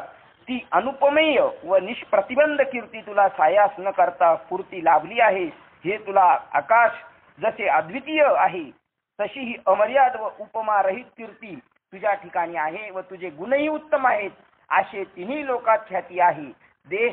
देशांतरीचे राजे रजवाडे स्तुती पाठक होऊन तुझीच गुणकीर्ती गातात. ती ऐकून यमादिक देखील तुला भितात. असा त्या तुझ्या कीर्तीचा महिमा गंगेच्या पाण्याप्रमाणे निर्मल व गहन आहे आणि तो तू पाहून व ऐकून जगातील मोठमोठ्या युद्धांना कीर्ती संपादन करण्याचा तो एक मार्ग झाला आहे. असा तुझा अपूर्व शौर्याचा महिमा ऐकून हे सर्व कौरव आपल्या जीविताची आशा सोडून प्राणावर उदार झाले आहेत. ज्याप्रमाणे सिंहाची गर्जना ऐकल्याबरोबर मदोन्मत्त हत्तीलाही प्रलय काळच ओढवला असे वाटते, त्याप्रमाणे ह्या सर्व कौरवास तुझा धाकच वाटतो. याप्रमाणे पर्वत वज्राला किंवा सर्प गरुडाला भयप्रद समजतात, त्याप्रमाणे हे कौरव तुला नेहमी मानतात. तेव्हा आत्ताच तू युद्ध न करताच जर माघारी फिरशील तर ही तुझी थोरवी महती नाहीशी होईल व मग तुझ्या अंगी हीनत्व प्राप्त होईल. बरे पळून जाऊ लागलास तर हे तुला जाऊ देणार नाहीत. तुला धरून आणून तुझी फजिती करतील आणि तू ऐकत असता तुझ्या तोंडावर तुझी अतिशय निंदा करतील. ते मर्मभेदक शब्द ऐकून मग अंतकरण विदीर्ण होण्यापेक्षा आत्ताच शौर्याने का युद्ध करू नये. जर ह्यांना तू जिंकलेस तर पृथ्वीचे राज्य भोगशील, अथवा या रणामध्ये युद्ध करताना तुझे प्राण खर्ची पडले तर अनायासे सहज स्वर्ग सुख प्राप्त होईल. म्हणून अर्जुना, याबद्दल आता विचार करीत बसू नकोस, तर उठ आणि हातात धनुष्य घेऊन लवकर उठ, आरंभ कर, युद्धास आरंभ कर. हे पहा, या स्वधर्माचे आचरण केले तर असलेले दोष पातके नाश पावतात. असे असून या धर्मयुद्धापासून मला पातक लागेल हा भ्रम तुझ्या मनात कुठून उत्पन्न झाला कोण जाणे. तू सांग की नावेनेच कधी कोणी बुडेल का, किंवा चांगल्या रस्त्याने जात असता कधी ठेच लागून अडखळेल का. 18 पगड जातीमध्ये आपल्या संत जे निर्माण झाले बघा, त्यांना हा सगळा भूत कळाला. त्यांनी कधी स्वतःला शूद्र नाही समजले. चांभार युनीमध्ये जन्माला आले म्हणून रोहिदास चांभार नाराज नाही झाले. ते म्हणले इथंच मला मोक्ष मिळणार याच कर्मातून. या जेवढ्या घटना म्हणजे जन्माला घातल्यापासून जेवढ्या घटना आहेत ना आपल्या जीवनात, त्या मोक्षाप्रत नेण्यासाठी आपलं लग्न करणे, बारसं करणे, दशक्रिया करणे, मैती करणे, हे सगळ्या जे आहेत मोक्षाच्या दृष्टीनेच तुमच्यासाठी म्हणजे तुम्हाला सुटण्यासाठी या सगळ्या प्रक्रिया केलेल्या आहेत. हे 18 पगड जातीत असणाऱ्या लोकांना सांगा, सजन कसा येईल. काकड्यामध्ये आपण म्हणतो तो मांस विकत होता आणि संध्याकाळी कीर्तनाला गेल्यानंतर लोकांना माळ घालताना सांगत असेल ना मांसाहार नको करू, पण मग त्याने ते कर्म का नाही टाकलं. कर्माचा आणि माझा काही संबंध नाही, पण हेच कर्म तुम्हाला मागचं शेष कर्म जे आहे ते प्रारब्ध कर्म तुम्ही घेऊन आले, ते भोगून सारायचे तुम्हाला, आणि ते भोगल्यानंतरच तुम्ही मोक्ष प्राप्त करू शकता. कारण हे तुमचं कर्म भोगल्याशिवाय ज्याचं कर्म शिल्लक आहे, मग अग्निकुंडे बीजे घातली त्याच्यातलं बघा दुसरं, मग अग्निकुंडे बीजे घातली जे अंकुर दशीशी मुकली न फळताच मग अगा कर्मे जे उरावे, कर्मातून जर शिल्लक राहिलं काय करायचं कर्म आपलं, अगा कर्मे जे उरावे ते सुख दुःखाचे फळावे, आणि तया ते भोगावे देहा एका. हे कर्म घेऊन आलो नाही, हे भोगूनच सारायचं. बरं ते खरं नाहीये, म्हणून गिळून सांडिले कलेवर भव भ्रमाचा व्यापार. हे सगळं आहे, हे सत्य नाही, पण खोटं जर म्हटलं तर कळून म्हटलं तर ठीक आहे, नाही तर खोटं सुद्धा आपल्याला येऊन चिटकतंय. भूत खरं नसतं तरी लागतं ना लोकांना, तसं जन्म मरण खोटंच आहे, पण जर वास्तविक जाणून न केलं तर भोगावंच लागणार. चांगल्या रस्त्याने जात असता कधी ठेस लागून अडखळेल का? परंतु कदाचित एखाद्यास नीट चालताच येत नसेल तर तेही होईल. तो मात्र कदाचित ठेस लागून पडण्याचा संभव आहे. म्हणजे मनुष्य जन्म हा चांगला मिळालेला, हमरस्ता मिळालेला आहे, त्याच्यातून चालता आलं पाहिजे आपल्याला. म्हणजे काय करायला पाहिजे, आपलं कर्म काय, योग्य कर्म काय, निषिद्ध कर्म काय, वीज कर्म काय, हे करून आपण जर गेलो तर मग मात्र निश्चित त्या वाटेला जाऊन पोहोचू. दूध प्याल्याने मरण येणार नाही, ते दूधच, परंतु विषाचं सेवन केले तर त्या दूध सेवन करणारा मरण येईल. काय उक्तीच आहे. कर्म करायचं, पण कर्माचं कर्तृत्व घ्यायचं. कर्म करणे म्हणजे दूध, आणि कर्माचं कर्तृत्व घेणे म्हणजे त्या दुधात काय मिक्स केलं, विष मिक्स केलं. बापरे, म्हणजे मृत्यू निश्चित. त्याचप्रमाणे स्वधर्माने आचरण केल्यानेही दोष मात्र लागतील, त्याप्रमाणे स्वधर्माचे आचरण केल्यानेही दोष मात्र लागतील. पण मनात फल आणि कामना धरली असेल तर कर्म करायचे सगळी. म्हणजे भजनाला जायचं, वाजवायला जायचं, पण नारळाची सुद्धा अपेक्षा करायची नाही. पण आपली अर्धी लोक उठली ना, अर्धी मागं शिल्लक राहिली, चला ते उठावेसे म्हणा, आता उठावेसे म्हणा, येत नाही नारायणा, काहीतरी राहिलंय शिल्लक. मग ते मालकाच्या लक्षात, अहो थांबा थांबा, सत्कार करायचा राहिलाय. कसलीच अपेक्षा राहिली नाही पाहिजे. निष्काम झालं पाहिजे. निष्काम झालो मी देवा, ठीक आहे ना. किंवा मिळा म्हणे मी निष्काम परिपूर्ण आत्माराम. जो निष्काम आहे तोच परिपूर्ण आत्माराम आहे, जो निष्काम नाही तो अपूर्ण आत्माराम आहे. म्हणून अर्जुना, स्वधर्माचे आचरण केल्याने दोष मात्र लागतील, पण मनात फल कामना धरली असेल तर. आता आपले जे सोडून पण कीर्तनकार बाबा, वाजवणारे गायक, मला जर गायकाला आणलं बाबा पाकिट भरलं ना 200 रुपयाचं, तेव्हा तुला माझी किंमत कळाली का नाही? आता काय किंमत आहे? 200 नाही का, मग किती? 500. 500 रुपये किंमत आहे का तुझी? आज तुझी किंमतच नाही मूर्खा. देवाच्या नामामध्ये काय तुम्हाला मिळालं ना हे गुण, जे गाता येत असेल तर त्याने तिथे हे काव. जर आज नीट इथं गायला नाही, देवाच्या कामात साधं एखाद्या पाटलाच्या कामात जर आपण काय घोटाळे केले लग्न कार्यात, तो म्हणतो माझ्या कार्यात यांनी केलंय ना, आता याच्या कार्यात बघतोच मी, याला नीट करतोच म्हणला, माझ्या तावडीत येईल तेव्हा.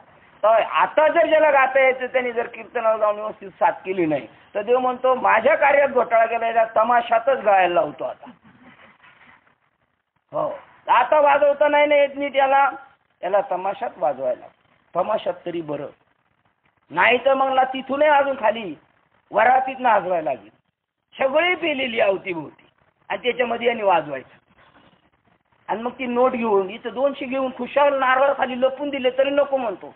तिथं तो तोंडाला नोट लावणार नाचणारा, आणि त्याचा फपारा चालू, आणि त्याच्या तोंडाभोवती असं करणार, आणि मग हा राप राप राप राप वाजवणार. तेव्हा तो त्याचं म्हणणार हाताने नाही घ्यायचा, हाताने घ्यायला गेला तर काय म्हणतो, तोंडानेच घ्यायचं. म्हणजे त्याच्याबद्दल फवारावी. म्हणजे ज्या कर्मामध्ये तुम्ही विष कालवलं तर अमृत दूध तुल्य होतं, पण ते तुम्हाला या कर्माला. आणि आज जर कोण चांगलं वाजवत असेल तर त्याला पुन्हा एकदा तमाशात चांगल्या लावण्या वाजवल्या, सगळ्यांमध्ये राहिला, पण कशाची अपेक्षा नाही गेली, त्याची अशी उत्क्रांती होत होतो कीर्तनापर्यंत आला. इथे येऊन का पुन्हा खाली जातो. असेच सबसिड्या. हा मनुष्य जन्मात आलेल्या माणसाचा खेळ म्हणजे त्या सापशिडीचा खेळ असतो ना, त्याच्याप्रमाणे. टाकले फाशी, गेला शिडीने तर लगेच घरावर खाली बी येतो कधी कधी, नाही तर लगेच शिडीनी वर जातो. असा सापशिडीचा खेळ आहे. आपण जर सांभाळून नाही खेळलो तर. आणि आपल्या हातात तसं सांभाळून खेळायचं काहीच नाही. चांगला म्हणणाऱ्याला सुद्धा जर देवाला वाटलं, पाहिलं ना तो पिंजरा पिक्चर, जो म्हणला गावात कधी तमाशा होऊन देणार नाही, त्याला देवाने तमाशातच उभं केलं गायला तोंतून. गायकवाड म्हणले मी रोज पिक्चर पाहणारी बाई, पण मला देवाने इथं आणून उभं ठेवलं. आणि आपल्या त्या मोरेताई त्या म्हणल्या मी तर नेहमी त्या टाळकुट्यांच्या विरोधात असायची, आणि अनुग्रह घेतला आणि माळ घातली. पहिल्यांदा इथं भजनाला आले आणि टाळ वाजायला लागल्यानंतर ते म्हणले मला पिंजरा पिक्चर मधलं गाणं आठवलं. कशी माझी नशिबाने थट्टा मांडली. कधीच आयुष्यात मी याच्या विरोधात होती, ते देवाने माझ्या हातात टाळ दिलं. हा आमचा देव काम करतो म्हणले. देव खातो काय, करतो काय? एकाने विचारलं देव काय खातो? म्हणला देव अहंकार खातो. राजाने विचारलं माणसाला दुसरा, देव करतो काय? म्हणला राजेसाहेब प्रश्नाचे उत्तर देतो, पण मी सांगल तसं करायला लागलं. म्हणलं प्रश्नाचं उत्तर देणार म्हणला. मग तो याचक होता, तिथं राजाला सांगितलं तुम्ही खाली या, तुम्ही माझ्या जागी उभे राहा. आणि हा त्याच्या जागेवर जाऊन बसला. आमचा देव असं करतो, राजाचा रंक करतो आणि रंकाचा राजा करतो. आपण कडतुसली बाहुली त्या, आपल्या हातात काहीच नाही. आपला शहाणपणा घरी बी चालत नाही आणि बाहेर बी चालत नाही.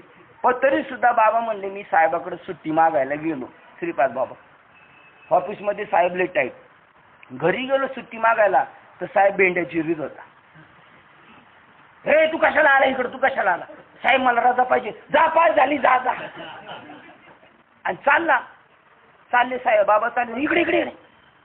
हे कोणाला सांगू नको बरं का. काय बेंड्याची रीत कोणाला सांगू नको.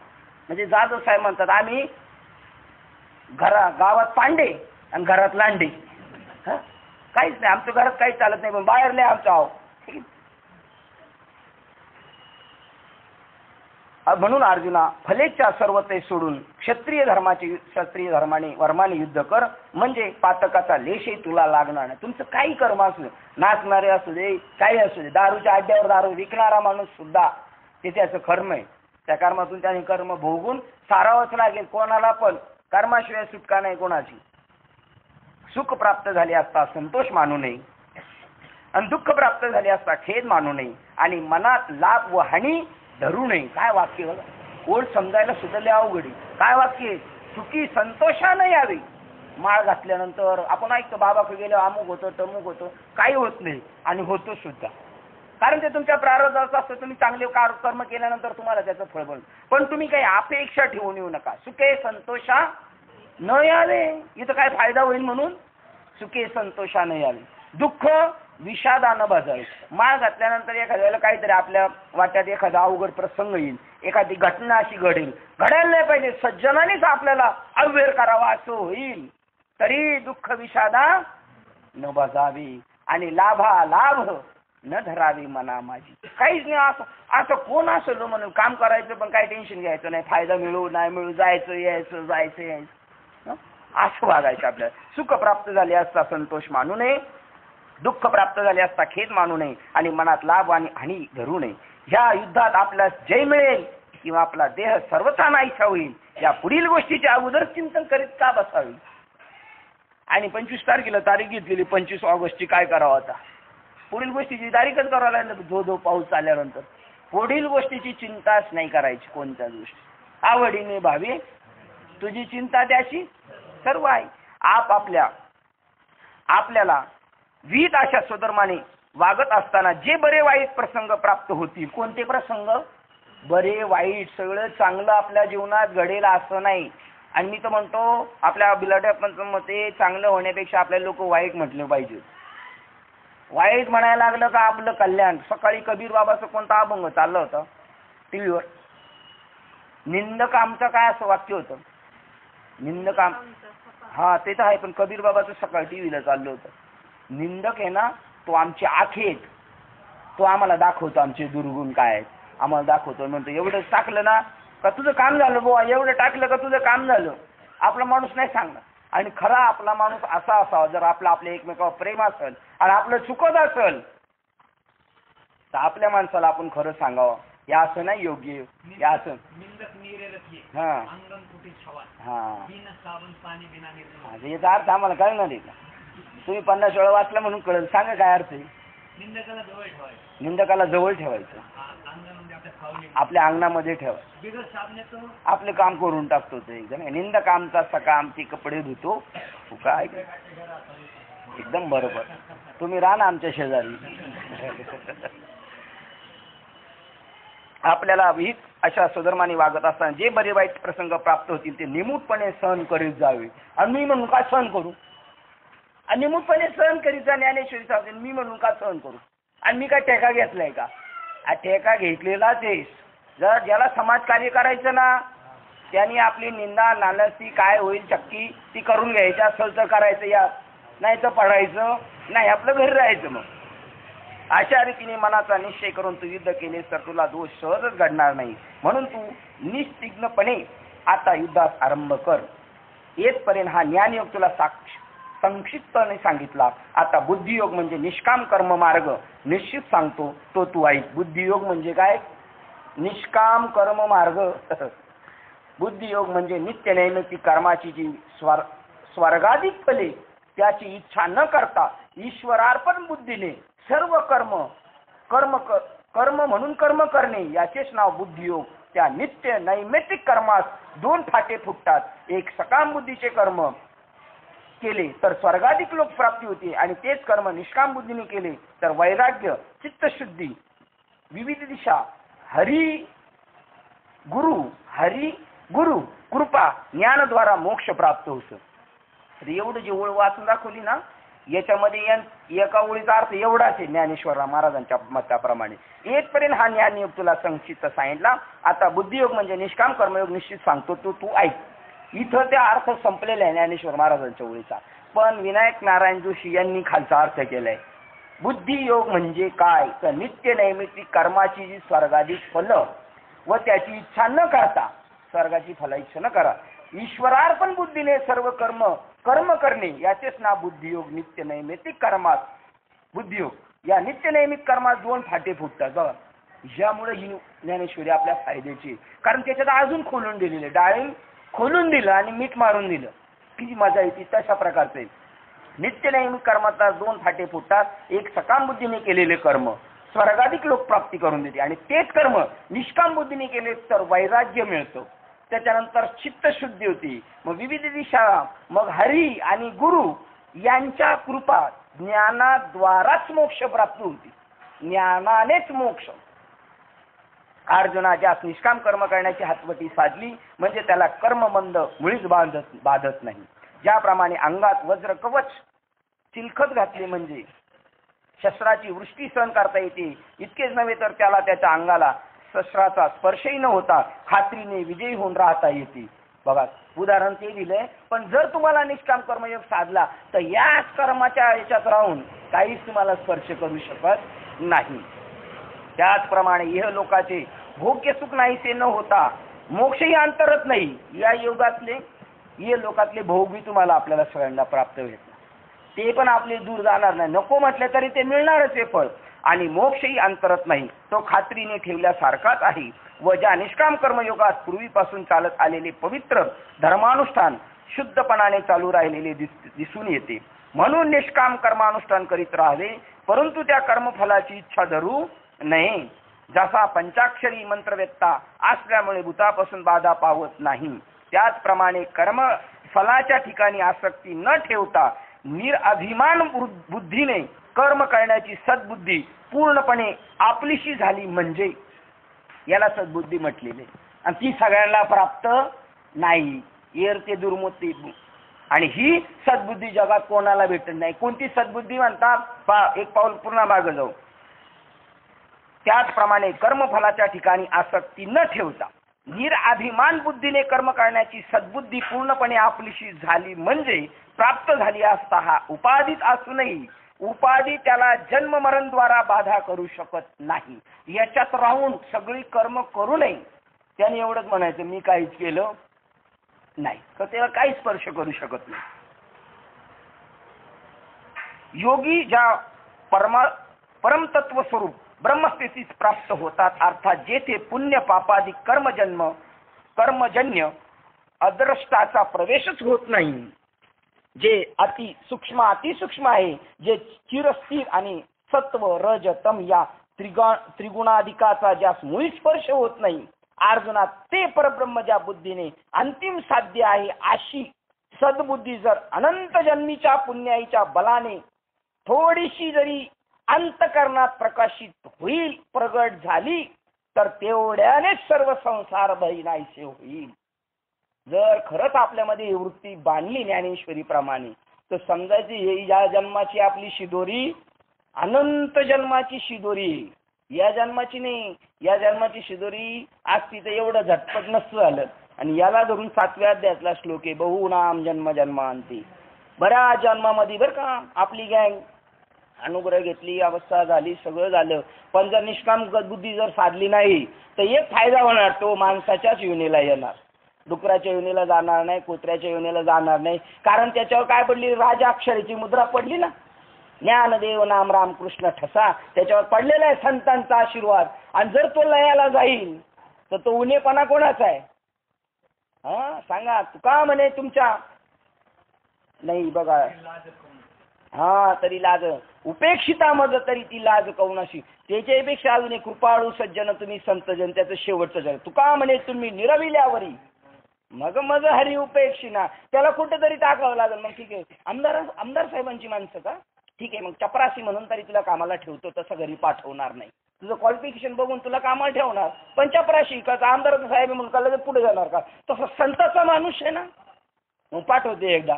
बघ आता दिंडीत नीट जा, लय गडबड करू नको, गपचूप जायचं, गपचूप यायचं, ढवळाढवळ करायची नाही, काय बघायचं नाही. जे बघायचं तेच बघायचं आणि घरी यायचं, जे ऐकायचं तेच ऐकायचं, बलत सलत करायचं नाही बा. ती अनंत जन्माची पुण्याई असती. आणि म्हणून काही ठिकाणी साधू संत म्हणले, विरळे असे संत असतात, अद्वैत कुसरी विरळेच जाणे. पण त्या विरळ्यात आपण नंबर लावण्याचा प्रयत्न करायचा नाही, करायचाच प्रयत्न आपण. आणि ज्याने केलं त्यांनी केल्याने होत आहे आधी पाहिजे. ज्याप्रमाणे दिव्याची ज्योत लहान असते तरी पण मोठा प्रकाश पाडते. कशासाठी? सद्बुद्धी थोडी जरी असली, काय प्राप्त करून देती सद्बुद्धी? काय बरं? ती अनंत जन्माच्या पुण्याच्या बलाने ती प्रगट झाली तर तेवढ्याने संसार भय नाहीसे होईल. आणि परब्रह्म तत्व ज्या बुद्धीचे अंतिम साध्य. आपल्याला काय साध्य करायचं? बस त्या बुद्धीत एवढं डोक्यात मला ईश्वर पाहिजे, मला बाकीचं काही नाही पाहिजे, तर त्याला ती गोष्ट सहज मिळते. त्याचप्रमाणे दिव्याची ज्योत लहानच असते तरी पण मोठा प्रकाश पाडते. त्याप्रमाणे ही सद्बुद्धी अल्प जरी असली तरी तिला लहान समजू नये. अर्जुना, विचार निष्णात ज्ञानी आहेत ते अशा बुद्धीची अनेक प्रकारची उत्कट इच्छा करतात. कोण अपेक्षा करतं या बुद्धीची? निष्काम बुद्धीची. देवच माझ्या अंतःकरणात दृढ व्हावा अशी बुद्धी कोणाची आहे? तर योगी लोक, ज्ञानी लोक, निष्णात त्याच्यातले ते अशी अपेक्षा करतात, अशी थोडी तरी माझ्या अंतःकरणात देव प्रगट होऊ दे. आणि दुर्बुद्धी ते म्हणा, हो दुसरं काय, देव सोडून दुसरं काय आवडू देऊ नको. कारण ती सद्बुद्धी जर सहज प्राप्त होण्यासारखी, कारण ती सद्बुद्धी सहज प्राप्त होण्यासारखी नाही बरं का. अनेक दगड मिळतील रोडला, पण चिंतामणी सगळ्यांना मिळत नाही. त्याप्रमाणे सद्बुद्धी सहज प्राप्त होण्यासारखी नाही, तर ती फार दुर्लभ आहे. ज्याप्रमाणे इतर दगडासारखे परीस काही पुष्कळ सापडत नाहीत, अथवा लेश मात्र अमृत प्राप्त होण्यास देखील तसा दैवयोगच लागतो, त्याप्रमाणे परमेश्वर प्राप्तीतच जिचे अंतिम पर्यावसन होते. अजून संसार आवडतो ना आपल्याला? ज्याला अजून संसार आवडतो, अजून संसाराकडे अंतकरण ओढतो, त्या माणसाने एक अभंग पाठ करून यायचा नाही. सांगा मी काय करू, ते अभंग नाही म्हणायचे, हे आपल्याला कोण ठेवतील? सांगा मी काय करू. अरे गदाड्या, तुला किती वेळा सांगितलं तरी तुझ्या फरक पडणार नाही, तरी पण म्हणतो सांगा मी काय करू, भक्ती करू का पोट भरू, हे करू का ते करू. सांगा, भक्तीच सगळे सुख तुमच्या पायाजवळ लोळत येतील, पैशाचा पाऊस पडेल, देवळाच्या दारात असतात त्या बायका रिद्धी सिद्धी, पण वैष्णवाच्या या वैष्णवांच्या घरी प्रेम सुख इच्छा करी, रिद्धी सिद्धी द्वारी कर जोडून. बाबा काय पाहिजे, बाबा काय पाहिजे, पण हे बाबा जे मागणार आहेत त्यांच्या दरवाज्यात जातच नाहीत. त्यांना माहिती, लगेच म्हणतील गाडी दे, घोडं दे, काही ना काही मागतीलच. ते म्हणले या गधड्यांकडे जायचं. आणि ज्याच्याकडे गेलं तो म्हणतो इथं तुम्हाला कोणी बोलवलंय, गावाच्या ईश्वर जाऊन उभं राहा. काही जर भगवंताचं काम असेल, दिंडी असेल, पंढरपूरमध्ये जर आम्हाला बांधायची असली बिल्डिंग, तुला बोलू. त्या गोरगरिबांच्या घरी पावती पुस्तकं घेऊन फिरणार नाही. कारण बिलाड्याप्पा म्हणतात संत आले घरा, कारण जो बी येतो तो पावती पुस्तकच घेऊन येतो. मागचे पुढचे दरवाजे बंद करा, कारण येतो तो पावती पुस्तकच घेऊन येतो. धर्मासाठी फार काय लोकांचे जेव्हा परमार्थ करा, स्वतःला राहायचं, स्वतःच्या कमाईने जागा मिळवा. त्याप्रमाणे ही सहज प्राप्त होत नाही. अनेक प्रकारचे उत्कट इच्छा करतात, कारण ती. पण आता बघा बरं, हे आता मी काही ठरवून बोललेलो नाही, पण आता ज्या बाबाचं डोक्यात प्लॅन चालू असतं ते त्यांना असं वाटतं माणूस बोललं. याचं आपलं काही ठरवून नाही का आपलं, खरोखर नाही. पण तुम्ही हसल्यामुळं माझे काय म्हणलं पुढं चाललंय का काय असा प्रकार माझ्या डोक्यात काहीच नव्हतं. त्याचप्रमाणे परमेश्वर ज्या इतरांप्रमाणे त्याचप्रमाणे परमेश्वर प्राप्तीचं जी अंतिम पर्यावसन होती, अशी ही सद्बुद्धी फार दुर्लभ आहे. ज्याप्रमाणे गंगेचे पर्यावसन निरंतर समुद्रच आहे, अशी ओढ लागली पाहिजे आपल्याला. फक्त देव, गंगा पळती, फक्त समुद्राला भेटण्यासाठी पळते.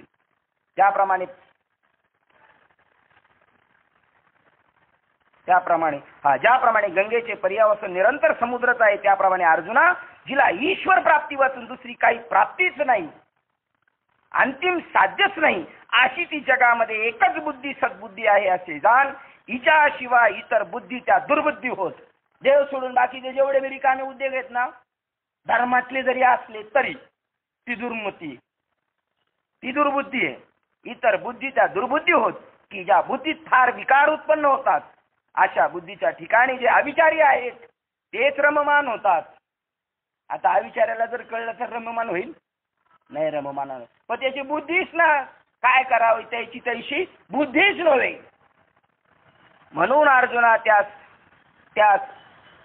त्यात अविवेकी लोकांना स्वर्ग, संसार आणि नरक अवस्था प्राप्त होते, परंतु त्यांना आत्मसुखाचे मुळीच दर्शन होत नाही. किती निष्ठून सांगितले. हाला तुका म्हणे बाण निर्वाणीचा, याच्या पलीकडे दुसरं आहेच नाही. जे धर्माच्या याच्या बाबतीमध्ये राहून सुद्धा कशाची तरी इच्छा करतात देव सोडून, त्यांना स्वर्ग, संसार नाही तर नरक याच्यापेक्षा दुसरं आत्मदर्शन मुळीच होत नाही. आणि असली लोक असल्या ते म्हणतात एवढं सोपे का, आम्ही एवढं करून आत्मदर्शन नाही. तुम्ही याच्याच सदरात मोडता, अविवेकी लोकांमध्ये मोडता. पूर्वमीमांसक वेदाचे आधाराने अर्थात प्रमाण पूर्वक बोलतात व दुर्दैवाने वेदाच्या स्थावक वचनावर जोर देऊन केवळ कर्माचे श्रेष्ठत्व स्थापन करतात. बघा आता कसं सांगितलं, धर्मातल्या लोकांबद्दल चालले बरं काय, जे माळकरी आहे, देवाचं काम करतात, त्यांच्याबद्दल सांगितलं. ते सगळे यज्ञ करतात, हो यज्ञ करतात, वेदाचीच भाषा बोलणार, असं केलं तसं बोललं, पण ते एवढंच करतात का त्या फळाचं प्रसाद मिळा एवढी अपेक्षा करतात, तेवढंच त्यांचं चुकतं, बाकी सगळं बरोबर आहे. पूर्वमीमांसक वेदाच्या आधाराने अर्थात प्रमाणपूर्वक बोलतात व दुर्दैवाने वेदाच्या स्थावर वचनावरच जोर देऊन केवळ कर्मयोगाचे श्रेष्ठत्व स्थापन करतात, परंतु त्या कर्मजन्य स्वर्गाधिक फलावर लोभ ठेवतात. एवढंच त्यांचं चुकतं, बाकी सगळं चांगलं करतात. तर ते असे म्हणतात की मृत्यूलोकी जन्मास यावे, यज्ञादी कर्मेच करावी व आल्हाददायक असे स्वर्ग सुख भोगावे. अर्जुना, ते दुर्बुद्धी लोक नेहमी असे म्हणतात की या लोका जीवाला स्वर्ग सुखावाचून प्राप्त करून घेण्याच्या साधना अनुष्ठावाचून दुसरे कर्तव्यच नाही. माझ्याकडे काही नव्हतं, पण मी कीर्तन करायला लागलो. जवळजवळ माझे 30 दिवसातले 45 दिवस कीर्तनाचे भरतात आणि माझी 25 लाखाची गाडी बाहेर उभी. ते स्वर्ग सुख. माझी राहायची खोली, एक पुण्याला घर आहे, एक मुंबईला घर आहे आणि एक गावाला घर आहे. हे स्वर्ग सुखच मिळतं भक्ती सुख, भक्तीची काळ घेतल्यानंतर असं ते म्हणतात. याच्यापेक्षा देव भेटणं हे काही सोपं नाही. वस्ताऱ्याच्या धाऱ्यावर चालणं सोपं आहे, पण हे भेटणं सोपं नाही. असे पहा ना, ते दुर्बुद्धी लोक, ते कर्तव्यच नाही. ते म्हणतात जीवाला स्वर्ग सुखावाचून प्राप्त करून घेण्याचा साधन अनुष्ठावाचून दुसरे कर्तव्यच नाही आणि दुसरे सुख मुळीच नाही, म्हणजे आत्मसुख नाही. असे पहा की ते दुर्बुद्धी लोक कामनासक्त होऊन, काय कामना, ह्या फळातून मला काय भेटेल असे कामनासक्त होऊन फलाभिलाष भराने दडपून जाऊन केवळ भोगजन्य सुखावर चित्तवृत्ती नजर ठेवून सकाम कर्मी असतात तीच करतात व अनेक प्रकारची क्रियात्मक अनुष्ठाने विधीचा मुळीच लोप न होऊ देतात. एक वेळेला चांगल्या संताकडून एखाद्या विधीचा हे होणार नाही, कमी सरसपणा होईल, पण यांच्याकडून सगळं ते योग्य होईल. आणि म्हणून नाथबाबांनी सांगितले हे सगळं बरोबर करतात पण कर्मफलावर आसक्ती ठेवतात आणि त्यामुळे त्याच्या बदल्यात ते काय करतात, बीट देऊन परीस देऊन बीट घेतात. हे एवढे हुशार असतात, काव्य नाटकात हुशार, सगळे यांना कळतं. आपल्याला साधू संतांना जे कळणार नाही ते यांना कळतं, पण परीस देऊन काय घेतात ते वीट घेतात. बस एवढंच करतात. आणि एवढं जर यांनी नाही केलं तर हे फार मोठे बलाढ्य वीर होऊ शकतात. अनेक प्रकारची क्रियात्मक अनुष्ठाने विधीचा मुळीच लोप होऊ न देता ती शेवटाच नेण्याकरता फार दक्षतेने धर्माचरणच करतात. हे नास्तिक पिणाऱ्या खाणाऱ्या माणसाबद्दल चाललेलं नाही. परंतु अर्जुना ते एकच गोष्ट फार वाईट करतात. काय करतात फार वाईट? हे पारायण करून जर कळालं असतं बाबाला ना तर बाबा अशी वागले नसते. पण ते कळतच नाही ना, नुसतं भरभर वाचत जायचं. परंतु अर्जुना ते एकच गोष्ट फार वाईट करतात ती ही की ते मनामध्ये स्वर्गाची इच्छा धारण करतात. स्वर्ग म्हणजे काय? चांगल्या भोगाची अपेक्षा करतात. आणि यज्ञ भोगता जो ईश्वर त्याला विसरतात, देवाला विसरतात. आणि ते आपल्याला सांगतात विसरली तया म्हणजे चोराच्या उलट्या बोंबा. याप्रमाणे कापुराचा ढीक करावा आणि मग त्याला आग लावून द्यावी, अथवा मिष्टान्नात काळकूट विष मिसळावी. बघा कसं चांगली कर्म सगळं एवढंच चुकतं, नाही तर बाकी सगळं मिष्टान्नात काळकूट विष मिसळतात. किंवा दैवयोगाने मिळवलेला अमृताचा घडा पायाने लात मारून लवंडून देतात. त्याप्रमाणे धर्मानुष्ठानाने संपादन केलेला धर्म क्षणिक फलप्राप्तीचे इच्छेने वाया घालवतात. धर्मानुष्ठानाने संपादन केलेला धर्म चांगलं कमवलं पण क्षणिक फलप्राप्तीच्या इच्छेने वाया घालवतात. म्हणून तुका म्हणे का रे नाशिवंतासाठी देवा असं रे तुटी पाडीत असं तुटा ताटा तूट करतो देवापासून नाशिवंत सुखासाठी. अर्जुना विचार कर की मोठ्या परिश्रमाने पुण्य संपादन करावे आणि मग संसाराच्या क्षणिक इच्छा का करावीत. यांचे आश्चर्य वाटते मला. कळतं ना, ज्ञानी आहे ना. आपले सामान्य माणसाकडून झालं तर काय नाही, पण हे हुशार ना, यांच्याकडून नाही असं झालं पाहिजे. परंतु काय करावे ते हे अज्ञानी लोकांना सद्बुद्धी प्राप्त झाली नाही. म्हणजे लोक ज्याला ज्ञानी म्हणतात ते ज्ञानेश्वर महाराज त्यांना काय म्हणतात, त्या अज्ञानी लोकांना ही सद्बुद्धी प्राप्त झाली नाही. आता त्या अज्ञान्यांची क्यू करायची का जीव घ्यायचं त्यांना? त्यांना असं कळव, त्यांना वाटेल का पण आपण अज्ञानी म्हणून. परंतु काय करावे हे त्या अज्ञानी लोकांना सद्बुद्धी प्राप्त झाली नसल्यामुळे समजत नाही. अरे उत्तम स्वयंपाकीन नाना तऱ्हेचा चांगला स्वयंपाक. काय उदाहरणं द्यावं माऊलींनी. याच्या पलीकडे अजून काय सांगितलं पाहिजे? ज्ञानदेव सांगे दृष्टांताची मात सगळे करून सांगितले. एवढं करून मिष्टान्न केलं पहा नाना, आणि त्या बाईने जाऊन विकून यायचं आणि उपाशी झोपायचं, 40 रुपये ताटने विकत राहायचं. उत्तम स्वयंपाकी नाना तऱ्हेचा चांगला स्वयंपाक तयार करून तो लोभाने द्रव्य घेऊन विकते. त्याप्रमाणे हे अविचारी लोक सुख उपभोगासाठी अनेक परिश्रम करून संपादिला हातीचा धर्म निष्फळ दवडतात. आणि म्हणून खरं म्हणतात संत खरे स्वार्थी. ते ह्या धंद्यात पडत त्यांनी स्वार्थच कमवला आणि ईश्वर जोडला, ते खरे स्वार्थी. आणि यांनी नास्त जोडलं, हे स्वार्थी नाहीत खरे. म्हणून अर्जुना वेदातील अर्थवादात मग्न झालेल्या वेदांतचार्यांबद्दल चर्चा आहेत बरं का, सामान्यांबद्दल नाही. वेदातील अर्थवादात मग्न झालेल्या त्या लोकांच्या मनात सर्व प्रकारे ही दुर्बुद्धीच वास करते, हे लक्षात असू दे. आता ते केलेलं ज्ञानेश्वर महाराजांचं तिथल्या त्या काळातल्या लोकांना पटलं असेल काय, हे म्हणलं आमची भांडी उघडी पाडायला लागली, आता आमचे धंदे धाबे दणायला लागले. म्हणून माऊलीला त्यांनी त्रास देण्याचा प्रयत्न केला. तू निश्चयाने असे समज की वेद तू निश्चयाने असे समज वेद सत्व रज तम या 3 गुणांनी व्याप्त भरलेले आहेत. म्हणून तू सर्व उपनिषदांचा मात्र ज्ञान प्रदान असल्यामुळे सत्व गुणामध्येच गणना केली जाते. सगळे वेद 3 गुणांनी भरलेले. धनुर्धरा बाकीचे वेदाचे भाग ज्यामध्ये कर्म उपासना इत्यादिकांचे निरूपण केलेले आहे ते सर्व रज आणि तम या गुणांनी युक्त आहेत. हे जे आपल्याला श्रावण मास धरा वगैरे सांगितलं ना, हल्ली युक्तिवाद आहे साधू संतांचा. ती काय दाढी वाढवण्यासाठी श्रावण धरायला नाही सांगितला, त्याला दाढी करायला वेळ नाही म्हणून त्याची दाढी वाढली. हा अख्खा दिवस रिकामा टाक्या आणि दाढी वाढवणे श्रावण दाखवतोय. फार युक्तीने सांगितलं. यात्रेला आपल्या गावाकडे यात्रेला बघ बोकडे कापायला सांगितलेत ना, हे बी वेदांनी सांगितले. का तर हे रोज खाणारी माणसं आहेत, यांना वर्षातून एकदा आणून सांगितलं. अरे लय मोठा जल्लोष करायचा, मोठा आणायचा बकरा 5 लाख 5,000चा वगैरे पाहुण्यांना बोलवायचं आणि एकदाच करायचं. म्हणजे 365 दिवस करण्याच्या ऐवजी आता फक्त 1 दिवस असं. आता ह्या श्रावणात जे माळकरी होतील त्यांचा श्रावण सक्सेस. नाही तर किती दाड्या वाढवल्या काही केलं काय माळकरी नाही झाले, फेल श्रावण फेल. उपास करा 5 भाज्या खान, काय खायचं ते खा. जनावर काय कमी भाज्या खात्यात ते हे खाणार आहेत.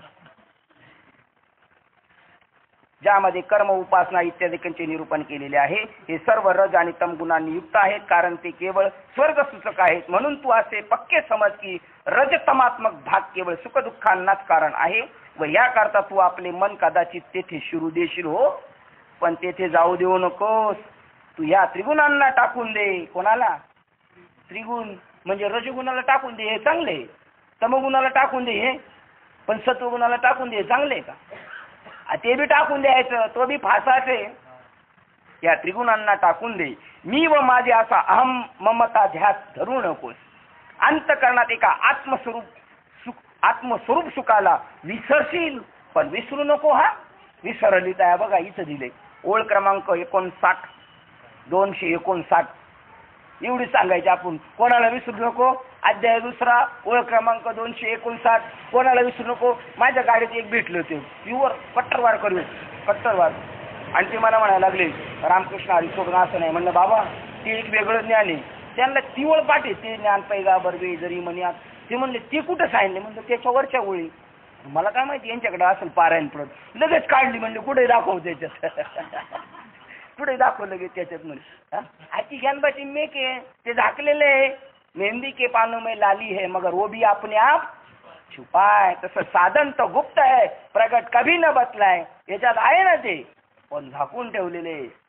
तरी पण झाकून कैसे सत्य राहील. ते प्रगट बी नाही का. तुम्ही त्या दिवशी म्हणले प्रगट आहे म्हणलं आपला माणूस तरी चालेल, आणि झाकून म्हणला तरी चालेल. तुम्ही म्हणाल तसं. अंतकरणात एक आत्मस्वरूपाला विसरशील, पण विसरू नको. जरी वेदात पुष्कळ गोष्टी सांगितल्यात व अधिकार भेदाने अनेक प्रकारचे साधन मार्गही सुचवले आहेत, तरी त्यातील आपण आपले हित असेल तेवढेच घ्यावे. बाकी अख्खा सगळा वेद पाठ करून एक काही स्टॅम्प मारून येऊ नये तिकडून. अरे जसे सूर्योदय झाल्यावर सर्वच्या सर्व रस्ते दृष्टीस पडतात, परंतु त्या सर्वच रस्त्याने का मनुष्य चालतो. प्रश्नचिन्ह सांग बरे. प्रश्नचिन्ह. आता प्रश्नचिन्ह सोडवायचे ते हरिपाठ नाचून चाललंय. उत्तर नाही पेपरला गेले आणि सगळे प्रश्नच पाठ करून गेले आणि नाचून प्रश्न सोडवला नाही. आता यांना कसं काय पास व्हायचे, वरच्या वर्गात जायचे. सर्वच रस्त्यांनी का मनुष्य चालतो. प्रश्नचिन्ह सांग बरे. दुसरा प्रश्नचिन्ह. अथवा सर्व भूतल जरी जलमय झाले तरी आपण आपल्या गरजेपुरते त्यातील पाणी घेतले पाहिजे. त्याप्रमाणे ज्ञानी जे आहेत ते विचारवान मुमुक्ष आहेत. ते वेदाचा विचार करतात, मग वेद तात्पर्य विषयभूत व आपल्याला अपेक्षित असा शाश्वत ब्रह्मतत्वाचा तेवढाच स्वीकार करतात. आपल्याला तेवढंच स्वीकारायचं. आपल्याला ज्ञानी व्हायचं. सगळे ज्ञानी झाले पाहिजे ही इच्छा आमच्या साधू संतांची. हे मराठीचे नगरी ब्रह्मविद्येचा सुकाळ करी. घेणाराला आणि देणाराला सुखच होऊ द्या जगात. अख्ख्या जगाला सुख, हे जग सुखी व्हावे ही साधू संतांची इच्छा आहे. आणि म्हणून तुम्ही जरी 4 वेद 6 शास्त्र 18 पुराणे अभंग हरिपाठातला पहिला दुसरा आणि त्याचं पहिलं 4 वेद जाण 6 शास्त्र कारण 18 पुराण हरीशी गाती, पण तू त्याच्यातलं एक काम कर. मंथुनी नवनीत काढ, तैखे घे. अनंताला घे. अनंतात अनंताला घे. 2 अनंत आहेत. 2 अनंत आहे, गुप्त आहे प्रगट आहे. तैसे घे अनंता. एक पाव. तुम्ही काय करत पूर्वी शास्त्रीच असणार आहे तुम्ही. आता आमची परीक्षा घ्यायला आलेले आहेत. एक तट्ट 2 अनंत आहेत ना, एक स्वरूप लक्षण आणि एक तटस्थ लक्षण. काय सांग कोण बुद्धी देतो, कोण सुचवतो. याच्यासाठी एकत्र ज्ञानेश्वरी वाचायची बरं का आपल्याला. मी लई शहाण आहे असं बिलकुल नाही.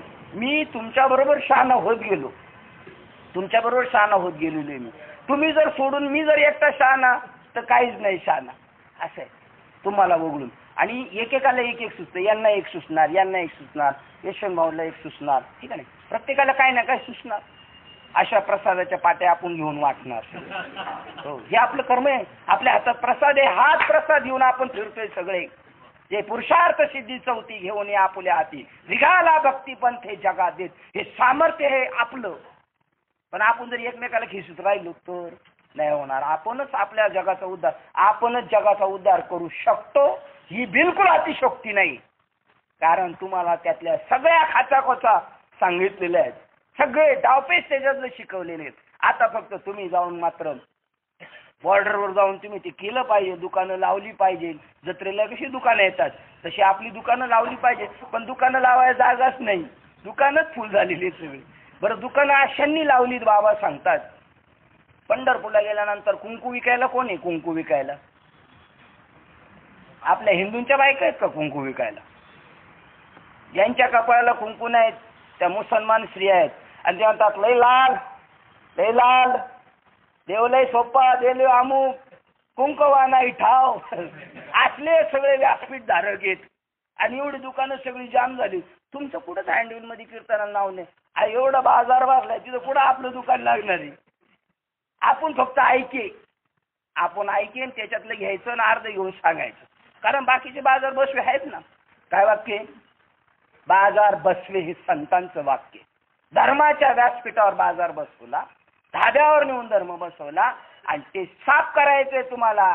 आणि आपण हे वाक्य म्हणू शकतो, झाडू संतांचे मार्ग, झाडू संतांचे मार्ग, आडराणी भरले जन, आडराणी भरले जग, आ उचिष्टाचा भाग, उचिष्टाचा भाग, शेष उरला तो देव, झाडू संतांचे मार्ग, झाडू संतांचे मार्ग. हे आमच्या संत गाडगेबाबांनी झाडलेले.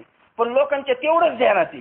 नगरं झाडली, संडास साफ केली, ते नाही. ते त्यांनी निमित्त करून यांना जवळ घेतलं आणि असे काही सज्जन बनवले त्यांनी गावागावामध्ये. त्यांना त्या तत्वाचा बोध करून दिला. संत गाडगेबाबा श्रीपाद बाबांचं कीर्तन ऐकायला होतं. संत गाडगेबाबा ते म्हणले हा आपला पठ्ठा आहे, बरोबर चाललंय तुझं, माझं चाललंय झाडू संताचं मार्ग आणि तुझं चाललंय साधू संताचे मार्ग. निव्वळ वरकांती त्यांचं बघायचं नाही झाडू मारणं. हे एक निव्वळ काय आहे त्यांचा तो.